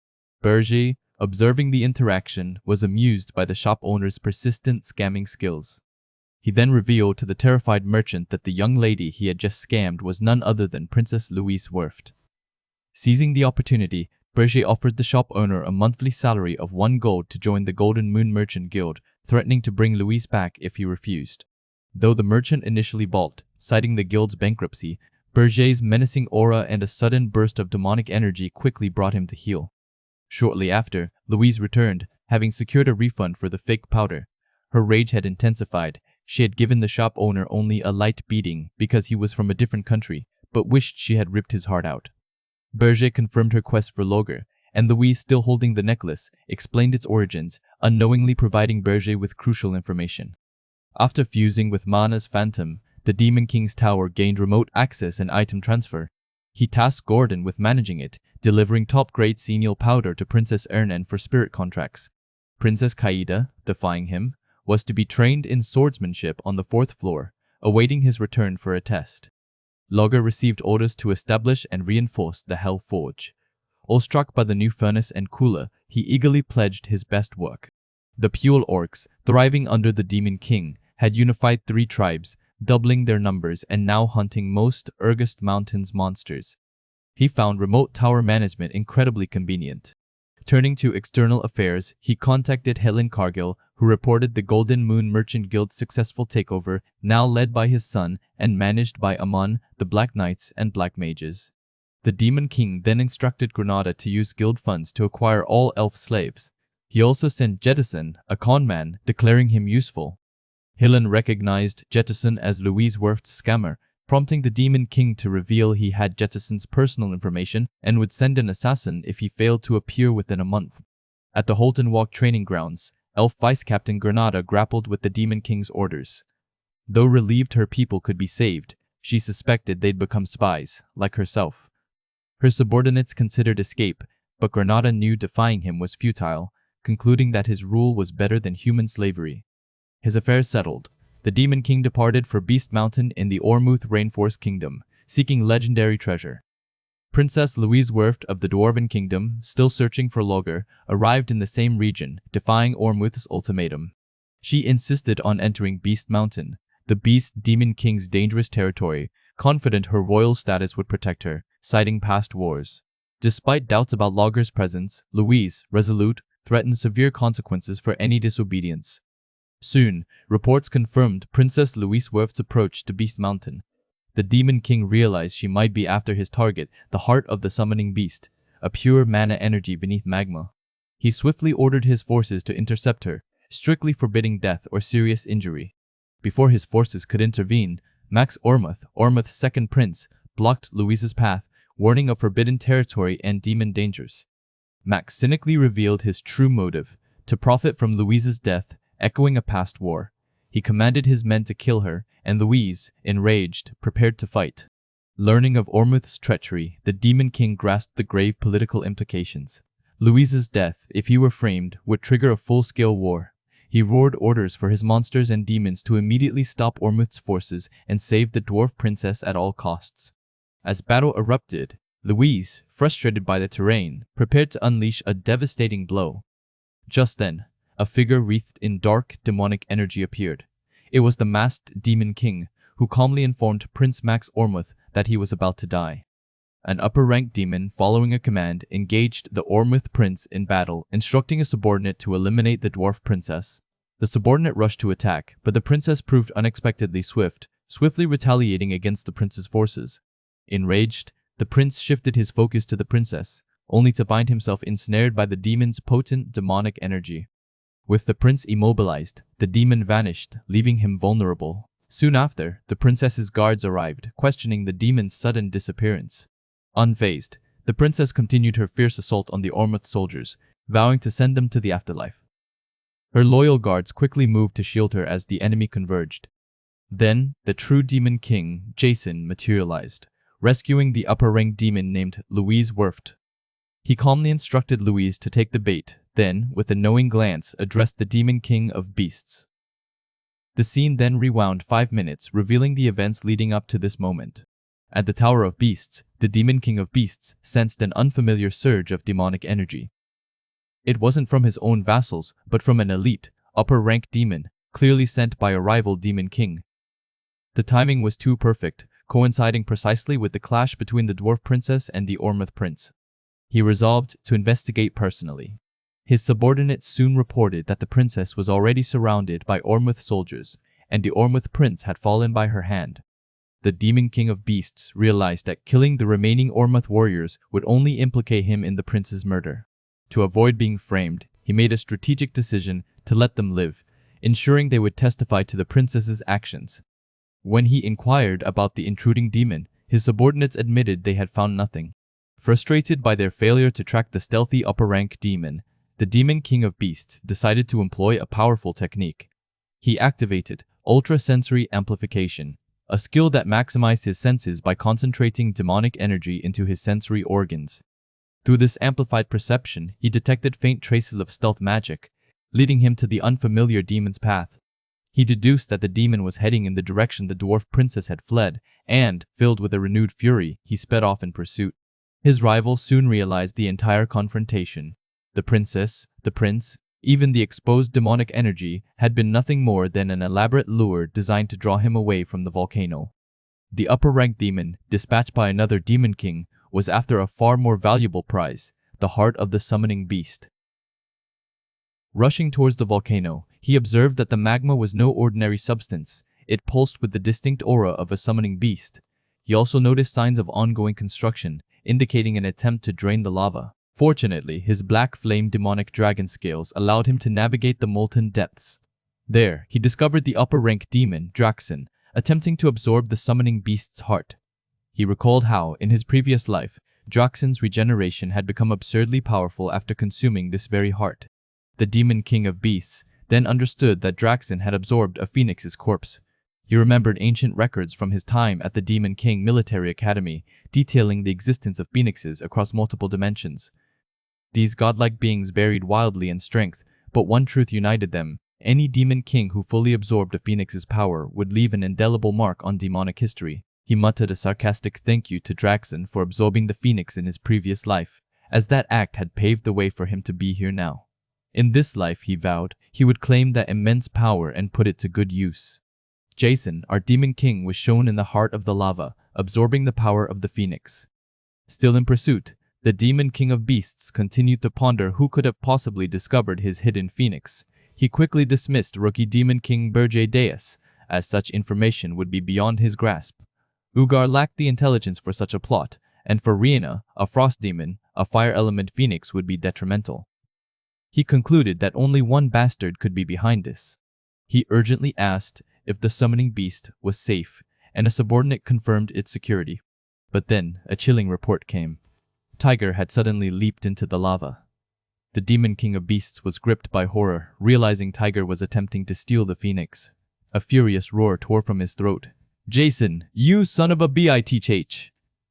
as his rival screamed in impotent rage. Waking in an unfamiliar forest, the demon king found himself disoriented. He realized he had been blown far away during a volcanic eruption, and somehow, the phoenix's mana had been absorbed into his body. Wild animals swarmed him, drawn by an unknown force. He felt strange, not quite himself, his appearance inexplicably altered. Meanwhile, the king of Ormuth mourned his son, Prince Mark, who had fallen in battle against an underling of the Beast Demon King. Vowing revenge, he demanded a hero's journey to execute the Beast Demon King. Our protagonist, now aware of his changed form, decided to participate in this journey. He instructed his loyal servant, Bede, to let him absorb the Beast Demon King's power. By doing so, Bede would be seen as a hero who had slain 2 demon kings, earning the trust of humans. Bede expressed concern about his master growing too powerful, but the demon king confidently brushed it aside. Our protagonist, now aware of his changed form, decided to participate in this journey. He instructed his loyal servant, Bede, to let him absorb the Beast Demon King's power. By doing so, Bede would be seen as a hero who had slain 2 demon kings, earning the trust of humans. Bede expressed concern about his master growing too powerful, but the demon king confidently brushed it aside. He instructed his loyal servant, Bede, to let him absorb the Beast Demon King's power. By doing so, Bede would be seen as a hero who had slain 2 demon kings, earning the trust of humans. Bede expressed concern about his master growing too powerful, but the demon king confidently brushed it aside. Suddenly, a report came in from Gordon, one of his demon king underlings. Draxon had called an emergency convocation of all demon kings. Draxon was already at the Tower of Beasts, noting that other demon kings, Berge Deus and Jason, were late and would soon be considered suspects. The demon king realized he was in Ormuth, far from his own tower. Gordon advised against Portal, moving directly to the Tower of Beasts, as it would reveal his proximity to Ormuth and raise suspicions. However, arriving late would also look suspicious. The demon king realized he was in Ormuth, far from his own tower. Gordon advised against Portal, moving directly to the Tower of Beasts, as it would reveal his proximity to Ormuth and raise suspicions. However, arriving late would also look suspicious. With no time to waste, the demon king decided to return to his tower first. He pushed his limits, calling upon the phoenix's power. Fiery wings erupted from his back, propelling him at incredible speed. He was stunned.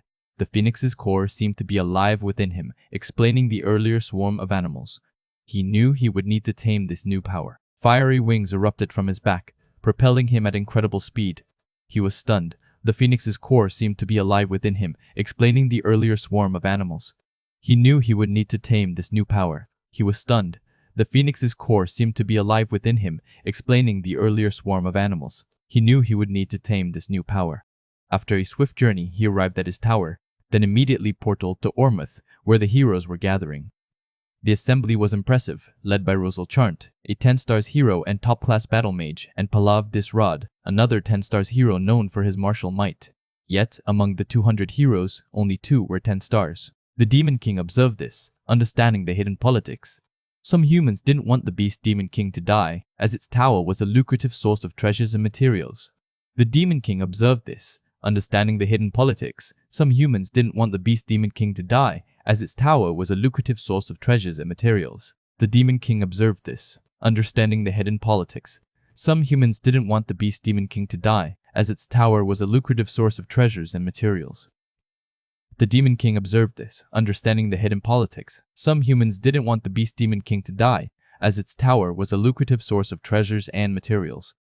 Roselle, arrogant and dismissive, openly called the other heroes riffraff, much to the dismay of her vice-captain. Then, Helen Cargill, the 10 Stars hero who had once defeated the Demon King of Lust, arrived, offering his strength.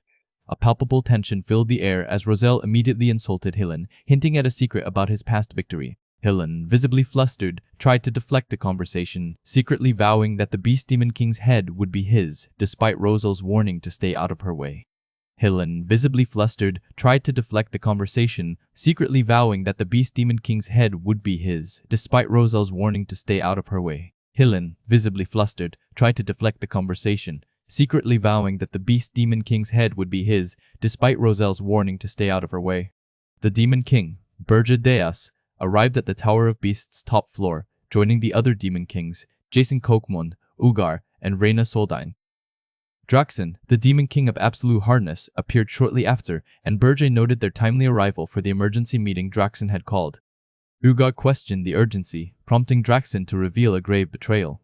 A high-ranking demon, sent by one of the Demon Kings present, had infiltrated his territory and stolen the Phoenix corpse he had intended to absorb.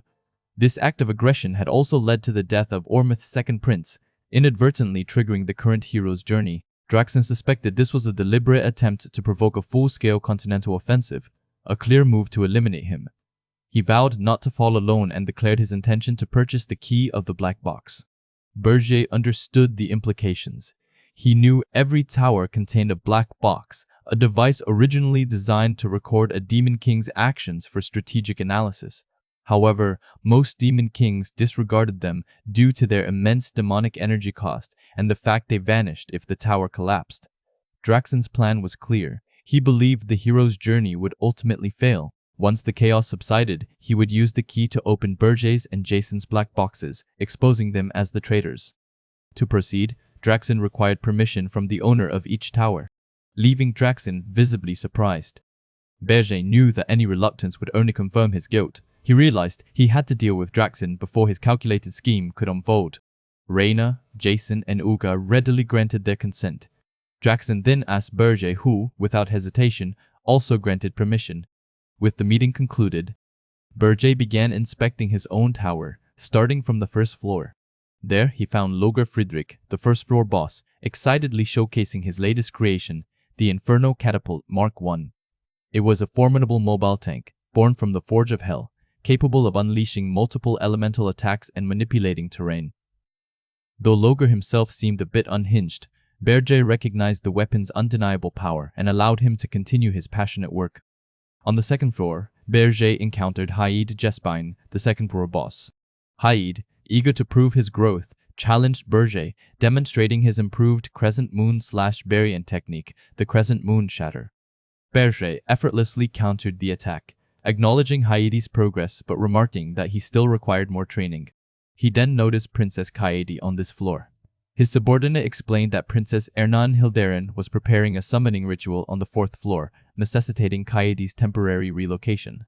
Arriving at the 4th floor, Berge witnessed Princess Ernan Hildaren performing the summoning. Using Sineal powder, she called upon Niruniel, the great spirit of water, guardian of the element, binding her with blood and soul. Niruniel manifested, acknowledging Ernan Hildaren as her sole companion through the primordial covenant.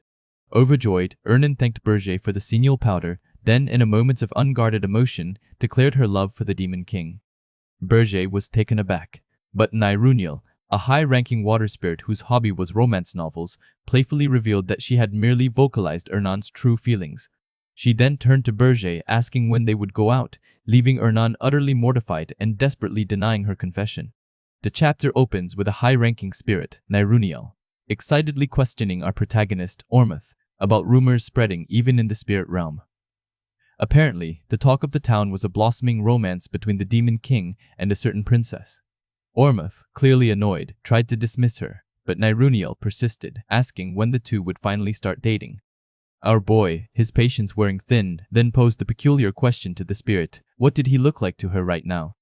Niruniel, oblivious, described him as a handsome Demon King destined for the princess.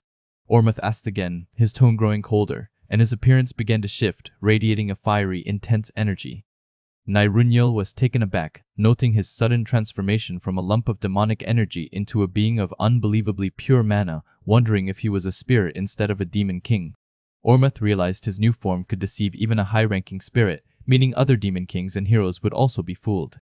This newfound deception sparked a bold idea in his mind. He could personally eliminate the demon king of beasts. Nairunyil, shocked, could only stammer in disbelief at the thought of one demon king taking out another. Ormuz's subordinates were understandably horrified by his audacious plan to assassinate Draxen, the demon king of beasts. One of his dark-haired aides expressed his utter confusion, but Ormuz calmly reminded him of their earlier agreement that his decisions would no longer be questioned. The aide, however, argued that this was different. If the other demon kings discovered Ormuz's actions, the consequences would be dire. Ormuz explained his reasoning. If he failed to deal with Draxen before the key of the black box was opened, he would be the one facing demise. The aide still protested, citing Ormuz's incomplete mastery over Aaron's dimensional energy. A detailed explanation followed about dimensional energy, a natural force that makes every dimension hostile to outsiders, rejecting and crushing intruders. Demons, when outside their own realm, found their power drastically suppressed, turning formidable beings into weaklings. It was in this natural order that heroes, chosen by the dimension, rose to confront these weakened invaders. To counteract this, demon kings developed their towers, structures that connected them to the demon realm, drawing demonic energy and allowing them to regain their original power. The height of a demon king's tower, in essence, symbolized their strength. Ormuz's aide further pointed out the disparity. The demon king of beasts' tower boasted 13 floors, while Ormuz's own stood at a mere 5. He implied that victory, even for Ormuz, was far from guaranteed within the enemy's domain. Ormuz conceded, acknowledging that he hadn't fully adapted to the phoenix's heart he'd absorbed, and in his current state, facing another demon king alone would indeed be too much. But then, a subtle hint, he wouldn't be alone. I'll participate directly in this hero's journey. The scene then shifted to a desolate battlefield where heroes, wounded and exhausted, were in a desperate retreat from pursuing demons. Amidst the chaos, Ormuz appeared, now in a human form, introducing himself as File. He declared his intention to directly participate in this hero's journey. He sought out the heroes, inquiring about the recent skirmish. A hero named Rosal explained their failed attempt to clear the Tower of Beasts. They had targeted the Demon King of Beasts' known weak point, its tail, and had succeeded in weakening it. However, the Demon King of Beasts, a formidable tiger-like creature, unleashed a ferocious roar, severely injuring Rosal and forcing their retreat. However, the Demon King of Beasts, a formidable tiger-like creature, unleashed a ferocious roar, severely injuring Rosal and forcing their retreat. However, the Demon King of Beasts, a formidable tiger-like creature, unleashed a ferocious roar, severely injuring Rosal and forcing their retreat. However, the Demon King of Beasts, a formidable tiger-like creature, unleashed a ferocious roar, severely injuring Rosal and forcing their retreat. However, the Demon King of Beasts, a formidable tiger-like creature, unleashed a ferocious roar, severely injuring Rosal and forcing their retreat. The hero's journey had ended in failure. File absorbed the information, noting that despite their loss, they had inflicted a significant wound on the Demon King of Beasts, buying them time before Draxen could restore his tower. File absorbed the information, noting that despite their loss, they had inflicted a significant wound on the Demon King of Beasts, buying them time before Draxen could restore his tower. File absorbed the information, noting that despite their loss, they had inflicted a significant wound on the Demon King of Beasts, buying them time before Draxen could restore his tower. File absorbed the information, noting that despite their loss, they had inflicted a significant wound on the Demon King of Beasts, buying them time before Draxen could restore his tower. File absorbed the information, noting that despite their loss, they had inflicted a significant wound on the Demon King of Beasts, buying them time before Draxen could restore his tower. He then questioned the whereabouts of Palab Disrod, who was supposed to be guarding the mages. Rosal revealed that Disrod had abandoned them right before the assault, implying a treacherous act. File recognized this as a calculated move. Disrod's sponsors likely profited from the tower's continued existence, making them money-crazed bastards. Rosal, her eye visibly injured, confirmed her resolve to kill the Demon King of Beasts, no matter the cost. Yet, she lamented the dire state of her comrades and their depleted supply of potions, which made an immediate second attempt impossible. File, however, had a surprising solution. He produced an abundance of potions, explaining he had prepared them in advance for the journey. While they couldn't regenerate lost limbs, they could certainly restore their fighting capability. Rosel, feeling a pure, warm energy emanating from File, inquired about its source. File, realizing potions alone wouldn't mend their broken morale, decided to offer a more compelling reason to follow him. He unleashed a magnificent fiery aura, a powerful display of energy resembling a phoenix. He unleashed a magnificent fiery aura, a powerful display of energy resembling a phoenix. He unleashed a magnificent fiery aura, a powerful display of energy resembling a phoenix. He unleashed a magnificent fiery aura, a powerful display of energy resembling a phoenix. He calmly instructed them to follow him and introduced himself as the owner of the phoenix. The heroes were utterly astonished. The heroes were utterly astonished. The heroes were utterly astonished. The heroes were utterly astonished. He calmly instructed them to follow him and introduced himself as the owner of the phoenix. He calmly instructed them to follow him and introduced himself as the owner of the phoenix. They recognized the phoenix as a legendary summoning beast and realized that the overwhelming presence that had permeated the sky earlier was File himself. They recognized the phoenix as a legendary summoning beast and realized that the overwhelming presence that had permeated the sky earlier was File himself. They recognized the phoenix as a legendary summoning beast and realized that the overwhelming presence that had permeated the sky earlier was File himself. His mana alone rivaled that of 10-star heroes. His mana alone rivaled that of 10-star heroes. A wave of renewed hope surged through the ranks as they understood that with this powerful individual by their side, they might just be able to kill the Demon King of Beasts. A wave of renewed hope surged through the ranks as they understood that with this powerful individual by their side, they might just be able to kill the Demon King of Beasts. A wave of renewed hope surged through the ranks as they understood that with this powerful individual by their side, they might just be able to kill the Demon King of Beasts. The Demon King of Beasts, Draxen Doldoth, had successfully restored the tower, a feat that demanded far more demonic energy than he had ever anticipated. Because of this unexpected drain, he could only acquire one key for the coveted black box. Deciding to prioritize himself, he moved to open his own black box first, eagerly anticipating the secrets it might hold. As the mysterious box unlocked, Draxen was utterly aghast. The contents were not what he expected, and he quickly understood that the black box could not be manipulated. What he saw was undeniably real. A horrifying truth dawned on him. That bastard had done something truly terrible. He knew he had to immediately inform the other demon kings of this revelation. But before he could act, a sudden, violent attack struck him. The heroes had invaded. 1 hour earlier, in the land of Ormuth, the invasion was in full swing. Leading the charge was the new 10-star hero, Ralph Schmitz, a formidable shield master. Our hero, File, was among the commanders, rallying his forces. He pointed to the legendary phoenix accompanying them, declaring that the Beast Demon King was nothing compared to their might. He urged his soldiers to draw their swords and annihilate the demons, promising them the Demon King's treasure. The morale of his troops surged, yet File harbored a lingering uncertainty about his own ability to freely control the Phoenix's immense mana in battle. A fellow 10-star hero, a powerful mage, noted that even with 2 10-star heroes, their forces might be insufficient. She wished for more reinforcements. Just then, a welcome arrival appeared. Ralph Schmitz, the 10-star hero and strongest shield master, stepped forward as the vanguard commander. The mage explained that Ralph Schmitz was a powerful tank, ranking second among all 10 stars, and his shield possessed the unique ability to reflect impact, making him an incredibly difficult foe to overcome. File knew this truth better than anyone, as Ralph Schmitz had been among the heroes who had mocked him during his previous defeat. Though he longed to tear Ralph Schmitz apart, File knew he had to focus on Draxen first. The mage mused that if Ralph Schmitz had arrived earlier, alongside File, they might have achieved victory without a single injury. As the heroes cleared the first floor and ascended to the Demon King's chamber, the mage cautioned File not to underestimate their foe, reminding him that the Demon King always held the trump card for his final moments. File pondered Draxen's actions, realizing that if the Demon King had purchased the black box key after restoring the tower, the heroes would struggle to contain the resulting demonic energy. He wondered if he was about to witness Draxen's ultimate secret weapon. Upon reaching the 13th floor, the Demon King's chamber, the heroes were met with an eerie silence. There were no demons to be found. Draxen emerged, revealing he had anticipated their second attempt. He confessed that he had gathered all his vassals, absorbing their very essence to harness an enormous density of demonic energy. This was why the chamber was empty. He had sacrificed them all to face the heroes himself. He had found a loophole in the rules, allowing him to absorb all the power on this floor.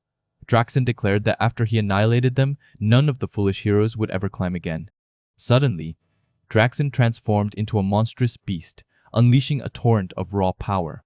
Some heroes impulsively charged forward, but the mage halted them, warning of the extreme danger. They argued that this was their critical chance, as the Demon King was still consolidating his strength. Ralph Schmitz stepped forward, reflecting a devastating attack, but even his legendary shield was blocked with ease.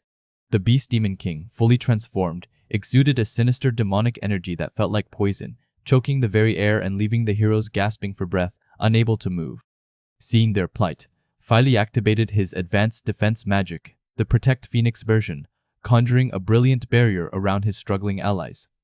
The Phoenix's legendary power shielded them, and the heroes expressed their profound gratitude.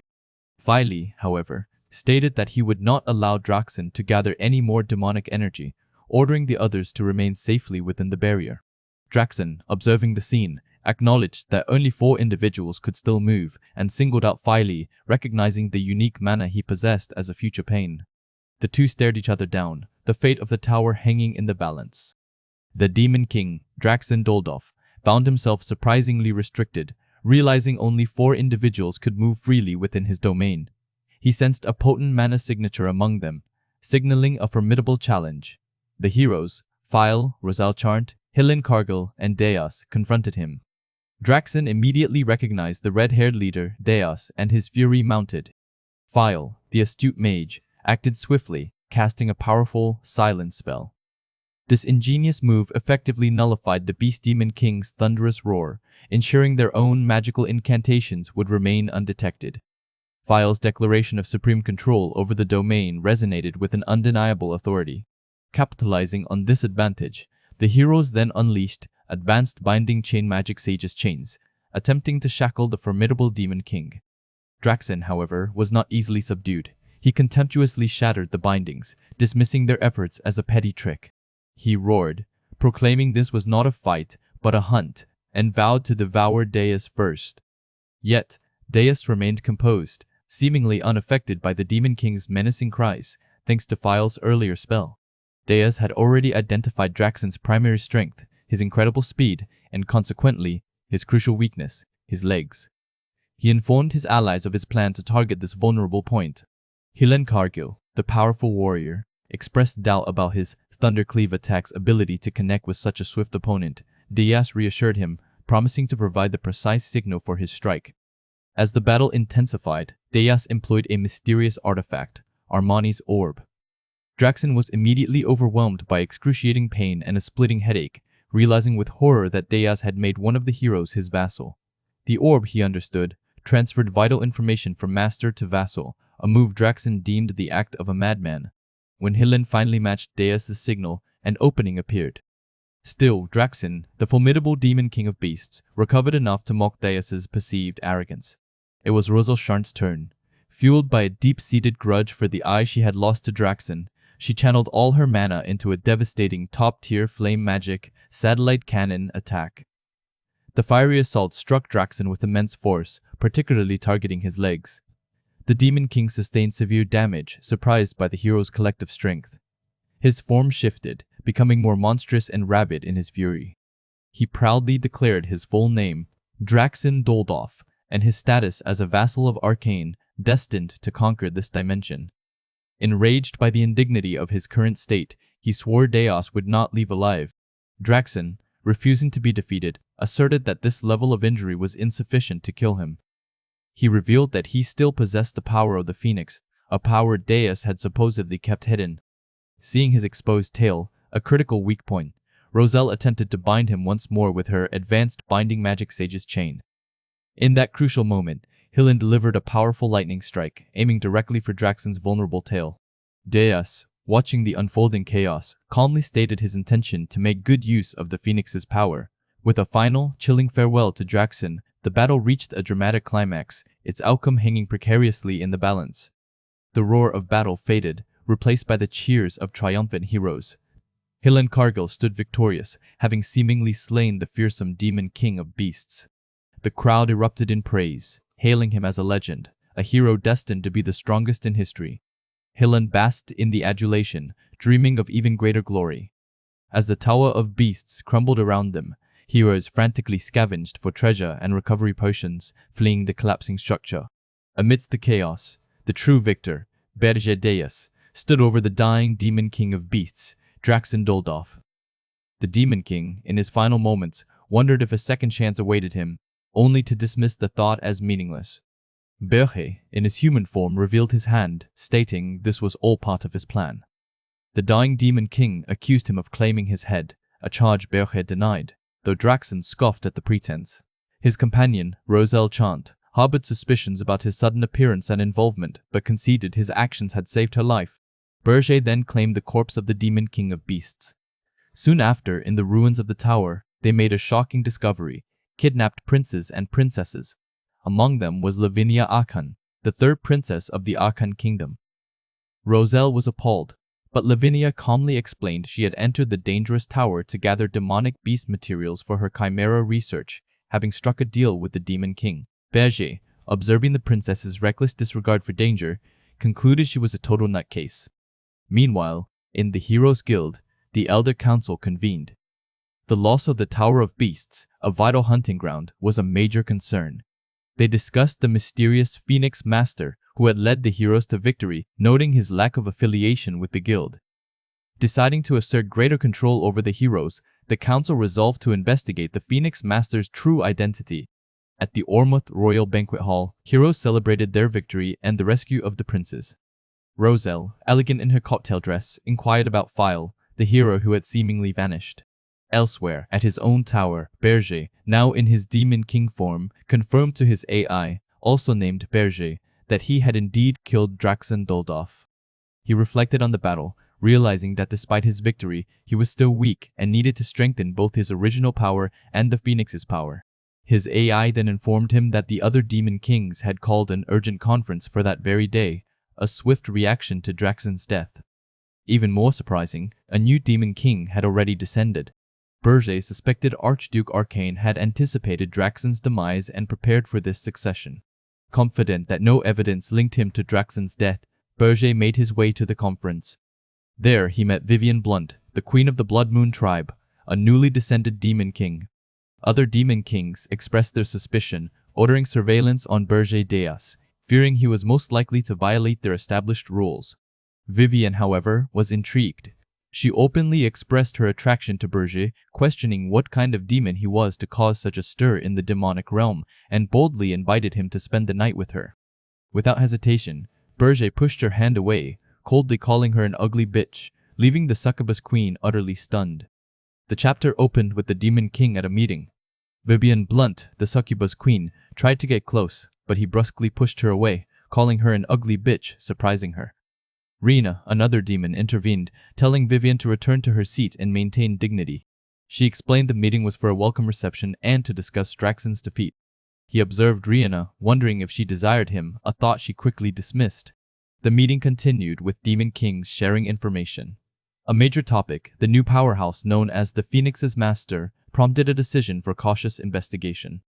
His spell disguise during the hero's journey prevented him from surveilling other demons, making him realize he needed to expose his face more carefully. He also noted Vivian Blunt's arrival with a secret mission from Archduke Arcane, though he didn't think she posed much threat. The scene shifted to Berger's tower, where Princess Ernan Hilderan, a captive, saw an escape opportunity. She noticed lax surveillance. Gordon, Berger's adjutant, appeared, questioning her and stating he would stop her for the tower's safety, warning that Urgis was dangerous. Desperate, Ernan prepared to fight, but Gordon unexpectedly told her she could leave, claiming it wasn't his problem and musing that kindness to humans was often a mistake. Confused by his change of heart, Ernan suspected a scheme. However, upon touching the door, she was repelled by purple energy. Gordon explained that only those with the Demon King's permission could leave the tower. Suddenly, the Demon King arrived, easily opening the door with a touch, stunning Ernan. He asked what they were doing. Gordon reported Ernan's escape attempt. The Demon King ordered her imprisoned. Gordon then revealed that Ernan was already recognized as a tower member and, with a high-ranking spirit contract, could easily escape the tower and cross the Urgest Mountains. Realizing this, the Demon King questioned why she hadn't left yet, wondering about her true purpose. In the underground prison, Gordon reiterated his warning to Ernand about kindness often masking schemes. Ernand calmly stated she came of her own free will. Watching through a scrying orb, the Demon King was surprised when she seemed to look directly at him, aware of his surveillance. Ernand explained her flight from the royal palace, family, and father, saying she had no desire to return even after being initially kidnapped. Knowing Ernand was destined to be Hildurin's next queen due to her overwhelming talent, he found it strange she'd abandoned such a future. Ernand then revealed a shocking secret. Hildurin had 62 princes and princesses, the largest royal family, yet only her name was known. The Demon King was intrigued. Ernand clarified that officially there were 28, urging him to ask the emperor for the full truth, warning that exposure would harm the royal family's honor. She playfully questioned if a runaway princess who refused marriage should care about such things, then jokingly said she'd see him tomorrow. Pondering Hildurin's royal family secret, the Demon King ordered Gordon to prepare Ernand, then announced he was going to search for spirit blossoms. Gordon acknowledged. In the snowy Urgest Mountains, the Demon King, accompanied by Vivian Blunt and another demon, confronted Ernand Hildurin. He declared he didn't believe her story, demanding she reveal everything she was hiding, threatening her if she refused. Ernand, surprised, glowed with a purple aura. The Demon King then discovered a figure half buried in the snow, identifying him as Urgest's Demon King. The Demon King stood before a hesitant, blonde-haired woman, demanding she reveal her secrets, threatening her with unspoken consequences if she refused. Deciding there was no time for further delay, he prepared to act, unleashing a surge of purple energy. He announced that he would first deal with an irritating nuisance before returning to their conversation. A hooded hero, Dapner Filion, had detected the Demon King's concealment arts from afar, prompting the Demon King to dismiss his efforts as petty tricks, acknowledging that this hero had been troublesome for a while. The woman identified the hero as Dapner Filion, one of the Tin Stars' heroes, known for intelligence gathering, reconnaissance, concealment, and clone techniques. The Demon King recalled the name from his past life, remembering how much of his information had been leaked to this very individual. She expressed concern for the tower, but he quickly reassured her it was not in danger. He had made the tower invisible using Mana's Phantom, a remote control spell that consumed demonic energy. This function, he noted, would also be useful for avoiding the hero's journey in the future. As his subordinate confirmed that the hero who had left the mountains was merely a clone, the Demon King ordered the remaining clones to be tracked down. He reflected on how close the tower had come to being exposed and the necessity of confronting Dapner Filion, suspecting his own father might have sent the hero to find him. Returning to the woman, he reiterated his demand for the truth. Initially defiant, she eventually relented, offering to reveal the truth about me. She then asked if he knew of a spell called the World Tree's Child.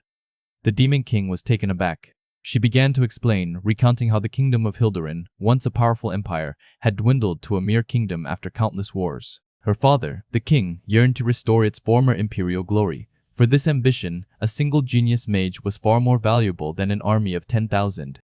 The World Tree's Child, she revealed, was a spell designed to create such genius mages. It involved forcibly injecting massive amounts of mana into a fetus from its earliest stages, aiming to cultivate unparalleled mana sensitivity. However, this brutal process came at a terrible cost. Many fetuses and their mothers perished, and the few survivors often lived with deformities or did not survive long. Only the successful cases were ever publicized. Their conversation was abruptly interrupted when a top-tier monster, drawn by the mana she had inadvertently released, appeared. The Demon King ordered her to step aside, but she unleashed a powerful torrent of blue ice magic, effortlessly defeating the monster in a single blow. He was astonished, understanding why her father refused to give up on her. He called her power blood-stained, and questioned why, with such immense strength and her proximity to the throne, she did not wish to return to the kingdom. He expressed disbelief, but she insisted on her honesty, urging him to use a magic tool he had given to another on her. He explained that Armani's orb, the tool in question, was useless against a spiritist like her, as it would shatter against spirit mana. He again pressed her for her true intentions, threatening her if she was deceiving him. She maintained her truthfulness, and to prove it, she asked him to listen to her heartbeat. Through his phoenix, he sensed her emotions, anger, sorrow, and embarrassment, confirming her words. This, she explained, was the spirit's way of communication, where pure manas understood each other's thoughts through vibrations. The Demon King realized she was indeed speaking the truth. She then confessed that from the moment she first saw him, she knew he was different from other Demon Kings and believed he could help her. His shock intensified as she revealed her ultimate desire. She wanted his help to bring down her own father and the entire kingdom of Hilderan. The Demon King, with the mysterious Hilderan by his side, finalized their plans. He acknowledged Hilderan's sincerity and promised further discussions back at the tower. Before that, however, he issued a new command. Hilderan would use a newly revealed spirit to locate the true body of Dapner Filion, a powerful hero known for his doppelganger magic. Their objective was simple: capture him. Meanwhile, Dapner Filion was actively searching for the Demon King's hidden tower. He deployed countless doppelgangers, splitting his power to broaden the search area.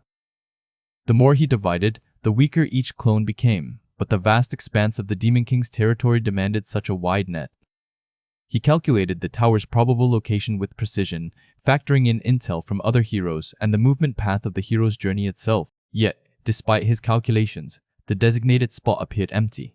His confusion deepened as he realized his doppelgangers, usually avoided even by high-ranking monsters, were being systematically defeated. His confusion deepened as he realized his doppelgangers, usually avoided even by high-ranking monsters, were being systematically defeated. His confusion deepened as he realized his doppelgangers, usually avoided even by high-ranking monsters, were being systematically defeated. From his hidden vantage, the Demon King watched as his subordinate, the Aten Star Hero, efficiently destroyed Dapner's clones. The Demon King delighted in the hero's demise, seeing it as a step towards his grand ambition. With Dapner captured and made his vassal, he envisioned a future where he controlled the entire continent. His triumph was short-lived, however, as a subordinate urgently reported an anomaly. The tower's Manus Phantom was overheating, threatening to explode. Prolonged invisibility, it turned out, came at a steep cost, draining the tower's demonic energy at an alarming rate. With less than 10 minutes before their hidden location would be exposed, the Demon King knew he had to act swiftly. If he failed to capture Dapner in time, the entire hero's journey would descend upon them. If he failed to capture Dapner in time, the entire hero's journey would descend upon them. If he failed to capture Dapner in time, the entire hero's journey would descend upon them. If he failed to capture Dapner in time, the entire hero's journey would descend upon them. Driven by urgency, the Demon King commanded his subordinate, Gordon, to instantly relay the locations of all destroyed doppelgangers. He reasoned that Dapner's true body couldn't be too far from his clones, and the area around the true body had already been thoroughly explored. With a flash of insight, the Demon King pinpointed the exact center of the destroyed doppelgangers' positions. That, he deduced, was where the tower and Dapner's true body lay hidden. That, he deduced, was where the tower and Dapner's true body lay hidden. In a dramatic reveal, the Demon King appeared before Dapner in his formidable true form, a fiery winged entity that resembled a phoenix. Dapner was utterly stunned, not only by the Demon King's presence, but also by the sight of Hillen, the Imperial Princess, and a spirit standing alongside him. The shocking truth dawned on him. Hillen Cargill was an accomplice of the Demon King, and even the Imperial Princess was helping the enemy. A scandalous secret that could fetch a fortune. Imagining a life of luxury, Dapner decided to escape and expose this monumental betrayal. In a dramatic reveal, the Demon King appeared before Dapner in his formidable true form, a fiery winged entity that resembled a phoenix. Dapner was utterly stunned, not only by the Demon King's presence, but also by the sight of Hillen, the Imperial Princess, and a spirit standing alongside him. The shocking truth dawned on him. Hillen Cargill was an accomplice of the Demon King, and even the Imperial Princess was helping the enemy. A scandalous secret that could fetch a fortune. Imagining a life of luxury, Dapner decided to escape and expose this monumental betrayal. In a dramatic reveal, the Demon King appeared before Dapner in his formidable true form, a fiery, winged entity that resembled a phoenix. Dapner was utterly stunned, not only by the Demon King's presence, but also by the sight of Hillen, the Imperial Princess, and a spirit standing alongside him. The shocking truth dawned on him. Hillen Cargill was an accomplice of the Demon King, and even the Imperial Princess was helping the enemy. A scandalous secret that could fetch a fortune. Imagining a life of luxury, Dapner decided to escape and expose this monumental betrayal. In a dramatic reveal, the Demon King appeared before Dapner in his formidable true form, a fiery, winged entity that resembled a phoenix. Dapner was utterly stunned, not only by the Demon King's presence but also by the sight of Hillen, the Imperial Princess, and a spirit standing alongside him. The shocking truth dawned on him. Hilan Cargill was an accomplice of the Demon King, and even the Imperial Princess was helping the enemy. A scandalous secret that could fetch a fortune. Imagining a life of luxury, Dapner decided to escape and expose this monumental betrayal. In a dramatic reveal, the Demon King appeared before Dapner in his formidable true form, a fiery, winged entity that resembled a phoenix. Dapner was utterly stunned, not only by the Demon King's presence, but also by the sight of Hilan, the Imperial Princess, and a spirit standing alongside him. But the Demon King had other plans. He offered Dapner a stark choice: obey him or perish. When Dapner attempted to flee, the Demon King unleashed a torrent of powerful purplish energy. He declared Dapner a 10-star hero before overwhelming him with a devastating attack that seemed to make the hero vanish into thin air. Back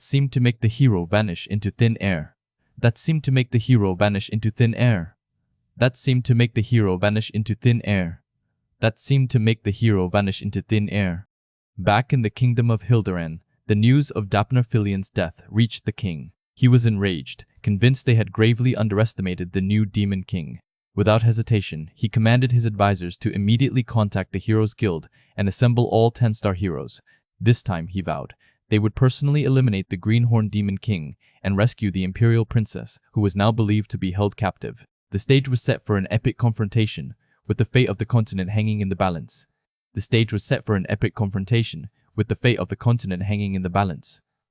The stage was set for an epic confrontation, with the fate of the continent hanging in the balance. The stage was set for an epic confrontation, with the fate of the continent hanging in the balance. The stage was set for an epic confrontation, with the fate of the continent hanging in the balance. Read at GrimScans.com for the fastest releases. The Demon King, File, found himself utterly drained, his body pushed to its limits after unleashing the formidable power of the Phoenix. He gasped for breath, the intense fatigue a heavy burden. A gentle voice broke through his exhaustion. Ernan, the spirit of water, was by his side. She noted his burning knees and the toll the power had taken, but he brushed it off, confident in the spirit of water's recovery abilities. Ernan understood his reluctance to show weakness, especially with the pole orcs potentially observing, and promised to keep watch while he rested. Later, as he recovered, Fal reviewed the latest reports and newspaper headlines. The news was grim. Succubi had invaded the royal palace, and a wave of anxiety was spreading, calling for all demon kings to be hunted. He saw Vivian, the succubus queen, and called her name with a hint of concern. He confronted her about the palace invasion, which she attempted to dismiss as mere bad luck, professing her unwavering loyalty. File, however, saw through her facade. He reminded her of his past kindness and questioned her true allegiance, revealing that he knew she had been used as a disposable informant, abandoned by the very archduke she had seemingly served. He then asserted his dominance, demanding her unconditional obedience from that moment forward. Vivian, visibly shaken and humiliated, could only acquiesce. The news continued to worsen. A 10-star hero had died, and a new one was already selected. Most critically, the location of his own Tower of Ergist had been revealed, and he had been given a new, ominous alias, Demon King of Blazing Fire. The Heroes Guild had pledged massive support for the conquest of his tower, fueled by the death of the hero, Dapner Filian, and a palpable anxiety was sweeping across the continent. File realized the world was trembling, and this was not the outcome he had desired. While Vivian Blunt was easily manipulated, the true threat lay with Berger Deus, the arrogant black flame dragon, whom File had intended to leave undisturbed for a while longer. Now, with the escalating crisis, he had no choice but to confront him. He awoke not in his usual chambers, but in a cozy, decorated room within his tower. Ernan, offering him soup, explained that he was on the 4th floor, in her house, a space she had personally adorned. He inquired about the passage of time and how they had entered without detection. Ernan revealed her extraordinary ability. She had used the spirit of water's power to create a secret space, making them invisible and undetectable. File realized the extent of her power. A spiritist protected by the Spirit King himself. He then asked what she desired in return for her invaluable help. With a mischievous glint in her eye, Ernan made a surprising request: grant me lavish luxury. File, amused, agreed, as long as it was within reason. Their moment of levity was short-lived. Ernan then revealed an even greater problem. The Hilderan Kingdom was now calling him the Demon King of Blazing Fire, and the newspapers confirmed his new alias and the death of Dapner Filian. Thankfully, the fact that he was the Phoenix's true master, File, remained unreported, a small blessing. However, a hero's journey was being planned on an unprecedented scale, set to gather all 10-star heroes. Preparations were estimated to take at least 6 months. 6 months. File's heart sank. His tower's location was compromised, and with multiple 10-star heroes, his usual tactics, avalanches or monster lures, would be utterly ineffective. He saw the inevitable, hundreds of heroes arriving in perfect condition, and he would die again, toyed with just as before. As despair began to settle, Ernan offered a solution so unexpected, it left him speechless. She proposed stopping the hero's journey by kidnapping her own younger sister, Elena. Worried for her younger sister, Elena, the 13th princess of Hilderan, the blonde princess proposed saving her to disrupt the impending hero's journey. Elena had been kidnapped by the demon king of absolute hardness, Yugar, and the princess feared her sister's fate, knowing Yugar's harsh treatment of hostages contrasted with Berger's. She revealed Elena was a frail world tree's child, whose extreme mana sensitivity prevented her from learning magic. The princess believed training within Berger's mana-rich tower could enable Elena to control her power, making her a valuable asset, a strategic potential Berger recognized. Though initially reluctant to rescue a princess, a hero's task, Berger conceded when the princess suggested compelling a hero to do it. Realizing the urgency of gathering heroes, he ordered Gordon to instruct Hill and Cargill to organize a hero's journey for Elena's rescue, a command that stunned Gordon. Within the Tower of Absolute Hardness, Berger Deus confronted Yuga, informing him of the imminent hero's invasion. Yugar, enraged, dismissed Berger as an idiot. Berger calmly explained his intent to help, revealing the hero's true target, the 13th princess, foolishly confined to Yugar's first floor. Yugar, shocked, claimed ignorance, which Berger scorned as a failure of his intelligence. Provoked, Yugar unleashed his titan magic, growing to immense size. Berger, unfazed, pointed out that Yugar's previous royal kidnappings were strategically useless, as those individuals lacked influence to trigger a hero's journey. Yugar was astonished by Berger's knowledge. Berger then stressed the importance of Yugar's tower's safety, arguing that even false information wouldn't harm Yugar by keeping one hostage. Yugar, now wary, demanded Berger's true motives.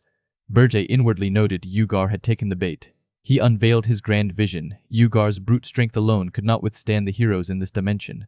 Yugar, deep down, knew his limits, which was why he only kidnapped inconsequential figures, always trembling at the thought of a real hero's journey. Berger predicted this foolish coward would soon cling to someone for survival, and he intended to be that guiding light. Later, Berger visited Jason Kolkmand, a powerful figure. He declared his ambition, not for personal gain but to ensure the survival of a truly great demon king. He intended to assume that role, bringing Yugar under his influence and neutralizing one of Jason's strategic pawns. At the Golden Moon Merchant Guild's teleportation station, Berger confirmed Yugar's cooperation and inquired about the hero's journey readiness. Hero Hillen confirmed everything was prepared. Archmage Roselle, familiar with the Tower of Absolute Hardness, offered his expertise and the raid map. The Scarlet Hawk Mercenary Guild, eager for rewards, stood ready. Berger assured them their objective was only the first floor. He then addressed Granada, Aman Katrashu, regarding the 33 elf slaves. Granada affirmed their loyalty, sworn upon the World Tree in gratitude for liberation. Berger then dropped the bombshell. He congratulated the elves on becoming vassals of the Demon King of Blazing Fire. The elves recoiled in horror, questioning how they could serve a Demon King and demanding an explanation from Granada. Granada, apologetic, explained their oath to him now extended to his master, the Demon King. The elves felt betrayed. Granada, however, declared his true motive, vengeance against humans for the profound disgrace he had endured. Berger, observing, noted the vulnerability of even pure elves. Some elves, revealing their own past suffering, voiced support for Granada's cause. Berger, seizing the opportunity, instructed Gordon to gather intelligence and devise a plan to infiltrate these elves into human society, exploiting their grievances. Gordon acknowledged the command. Berger then unveiled his ultimate challenge. In 6 months, the legendary 10 Stars heroes would converge to kill him. Until that fateful day, he declared, he must amass new talent, expand his influence, and sow chaos in society to delay the hero's advance until all 10 stars were assembled. With only 6 months remaining, Berger vowed to survive, no matter the cost. The Tower of Absolute Hardness, a formidable structure where countless heroes had met their demise, now stood as a testament to a recent triumph. Its floors were littered with the broken remnants of weapons, marking the struggle of those who fell. Yet, amidst the devastation, Hilen Cargill, the hero of Hilduran, emerged victorious, having rescued the 13th princess, Elena Hilduran. Cargill, surprised by the princess's unexpected composure, noticed a profound change in her. She appeared unusually calm and collected, a stark contrast to the distress he had anticipated. Elena explained that this tranquil demeanor was her true self, a side she had long kept hidden. Cargill found himself pondering if this shift was, in fact, a positive development. Back in the Grand Kingdom of Hilduran, a magnificent banquet was underway, a joyous celebration of Elena's return and the hero's valiant efforts. The king, beaming with pride, lauded Cargill, hailing him as the champion who had not only overcome the daunting tower, but also brought his beloved daughter back to safety. The kingdom erupted in cheers, reveling in their newfound peace, oblivious to the shadows gathering in a different part of the palace. In a separate tower, the true demon king of blazing fire and his dark spiritist, one of his 4 heavenly kings, initiated their plan. The spiritist, bubbling with eager anticipation, confronted the royal gods. The demon king, ever cautious, had deployed jamming magic to mask their presence, but their intrusion was soon detected. The gods frantically rang the alarm, but the spiritist swiftly incapacitated them with her dark arts. Meanwhile, the demon king effortlessly dispatched the remaining elite guards. He carefully restrained his overwhelming power, ensuring the tower remained intact to avoid drawing immediate attention. He then approached Elena, who stood not as a captive, but seemingly as an accomplice to his scheme. The head guard, realizing the overwhelming strength of their foe was that of the demon king himself, desperately attempted to retreat and summon the heroes, but his efforts were in vain. The demon king sealed the escape route, cutting off any chance of an alarm reaching the banquet. She recognized him instantly, despite his disguise, explaining that the letter he had sent, delivered by Cargill, had been her clue. She knew that only he would dare to come for her in such an audacious manner, a certainty solidified by his prior instruction to Cargill to open the letter. With Elena now by his side, the demon king shed his human guise, his true demonic form manifesting, ready to depart. The joyous festivities at the banquet were abruptly shattered by the chilling news. The black flames had appeared, and the 13th princess had been abducted once more. The king of Hilduran, his face contorted in a furious mask of rage, immediately cancelled the celebration. He perceived this second abduction as an unbearable insult, a blatant act of mockery from the demon king of blazing fire, who clearly held the entire kingdom of Hilduran in utter contempt. The demon king visited the Tower of Flames with his younger sister Elena, who was captivated by a large mana cannon. Its creator, the blacksmith logger Friedrich, proudly introduced himself, and Elena's eagerness to learn prompted him to offer her an assistant position. Logger's sister Ernan, a knight, soon arrived, noticing Elena's striking beauty. The demon king revealed Elena was his sibling, explaining she had spent her life bedridden, now genuinely experiencing the world. Adjutant Gordon, however, watched with deep concern, questioning the child's presence. Gordon feared raising a child would tarnish the demon king's dignity. But Elena, touched by Gordon's past kindness to Ernan, thanked him, softening his demeanor. She expressed her joy in the tower, finding it clean, safe, and where her body no longer ached. The demon king, curious, asked what Ernan had written about him in her letters, but Elena, flustered, claimed ignorance. He then inquired about her illness. Elena explained her diagnosis as mana overload. Her vast innate mana was too much for her frail body. Yet, the tower's high concentration of demonic energy depleted her excess mana, allowing her to recover. Realizing his tower had inadvertently become her cure, the demon king decided to keep Elena there. With the hero's journey imminent, he stationed her on the 3rd floor under Ernan's care, explicitly forbidding her from direct combat, deeming her too young for bloodshed. He pondered if his past desire to destroy Hilduran was linked to this child, resolving to raise her well. During a strategy meeting in the newly expanded 5th floor room, the Demon King delegated its management to Gordon, emphasizing the need for an organized system to face the heroes of the 10 stars. He outlined 2 goals: strengthening the tower and delaying the heroes' gathering. Gordon reported smooth progress on spreading the elves, but then announced a critical problem. An orc leader appeared holographically, reporting a human mage leading monsters had invaded August and was approaching the tower. Gordon identified her as Lavinia Ahan, the 3rd princess of Ahan and a unique chimera creator.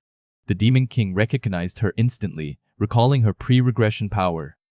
She had once single-handedly led a chimera army, invaded his domain, and kidnapped most of his vassals, nearly collapsing his tower, earning her the title, the Solo Hero's Journeyer.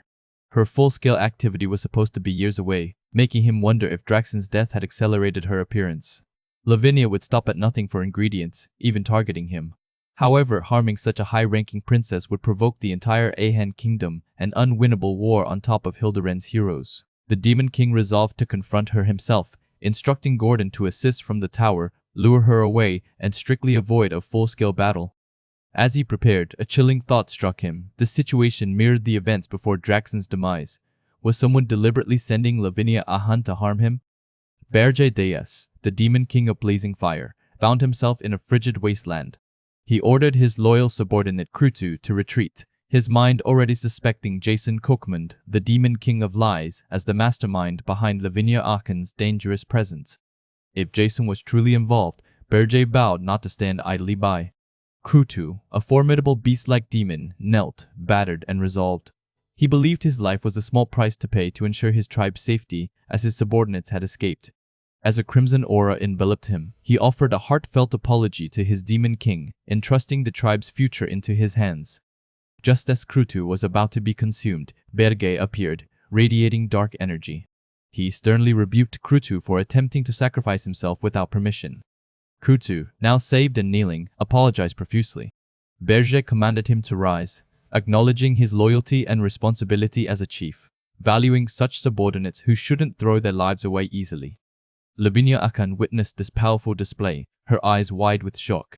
Soon, Lavinia's brother Cain Ahan arrived with his knights, searching for his sister. They observed the lurking chimeras and, confident Lavinia wasn't kidnapped by Berge, decided to retreat. Lavinia, leaving a note for her brother, continued her mysterious quest. Berge allowed them to leave, silently warning that while he sought no conflict with the Ahan kingdom now, next time, none would be spared. Jason Kokmund, the true puppet master, watched from afar. He reveled in Lavinia's obsession with chimera materials, which made her a perfect pawn. Her disappearance in August would prevent the Ahan kingdom from blaming Berge. The Demon King of Lies considered an all-out attack, but, sensing unease, decided to handle it personally. Berge, in his full demonic form, flew towards the tower. He confronted a peculiar chimera, sensing a faint trace of Jason's demonic energy within it. Jason, observing, confirmed he had provided a body infused with his power. He taunted Berge, questioning what he could do against an entire chimera army. Berge then detected another distinct energy. A report confirmed his fears. Draxon, the deceased beast demon king's corpse, recovered by hero Rosal Chant, was now with Lavinia Ahan. Berge was shocked that Draxon's corpse was being used. Jason confirmed it could replicate Draxon's speed.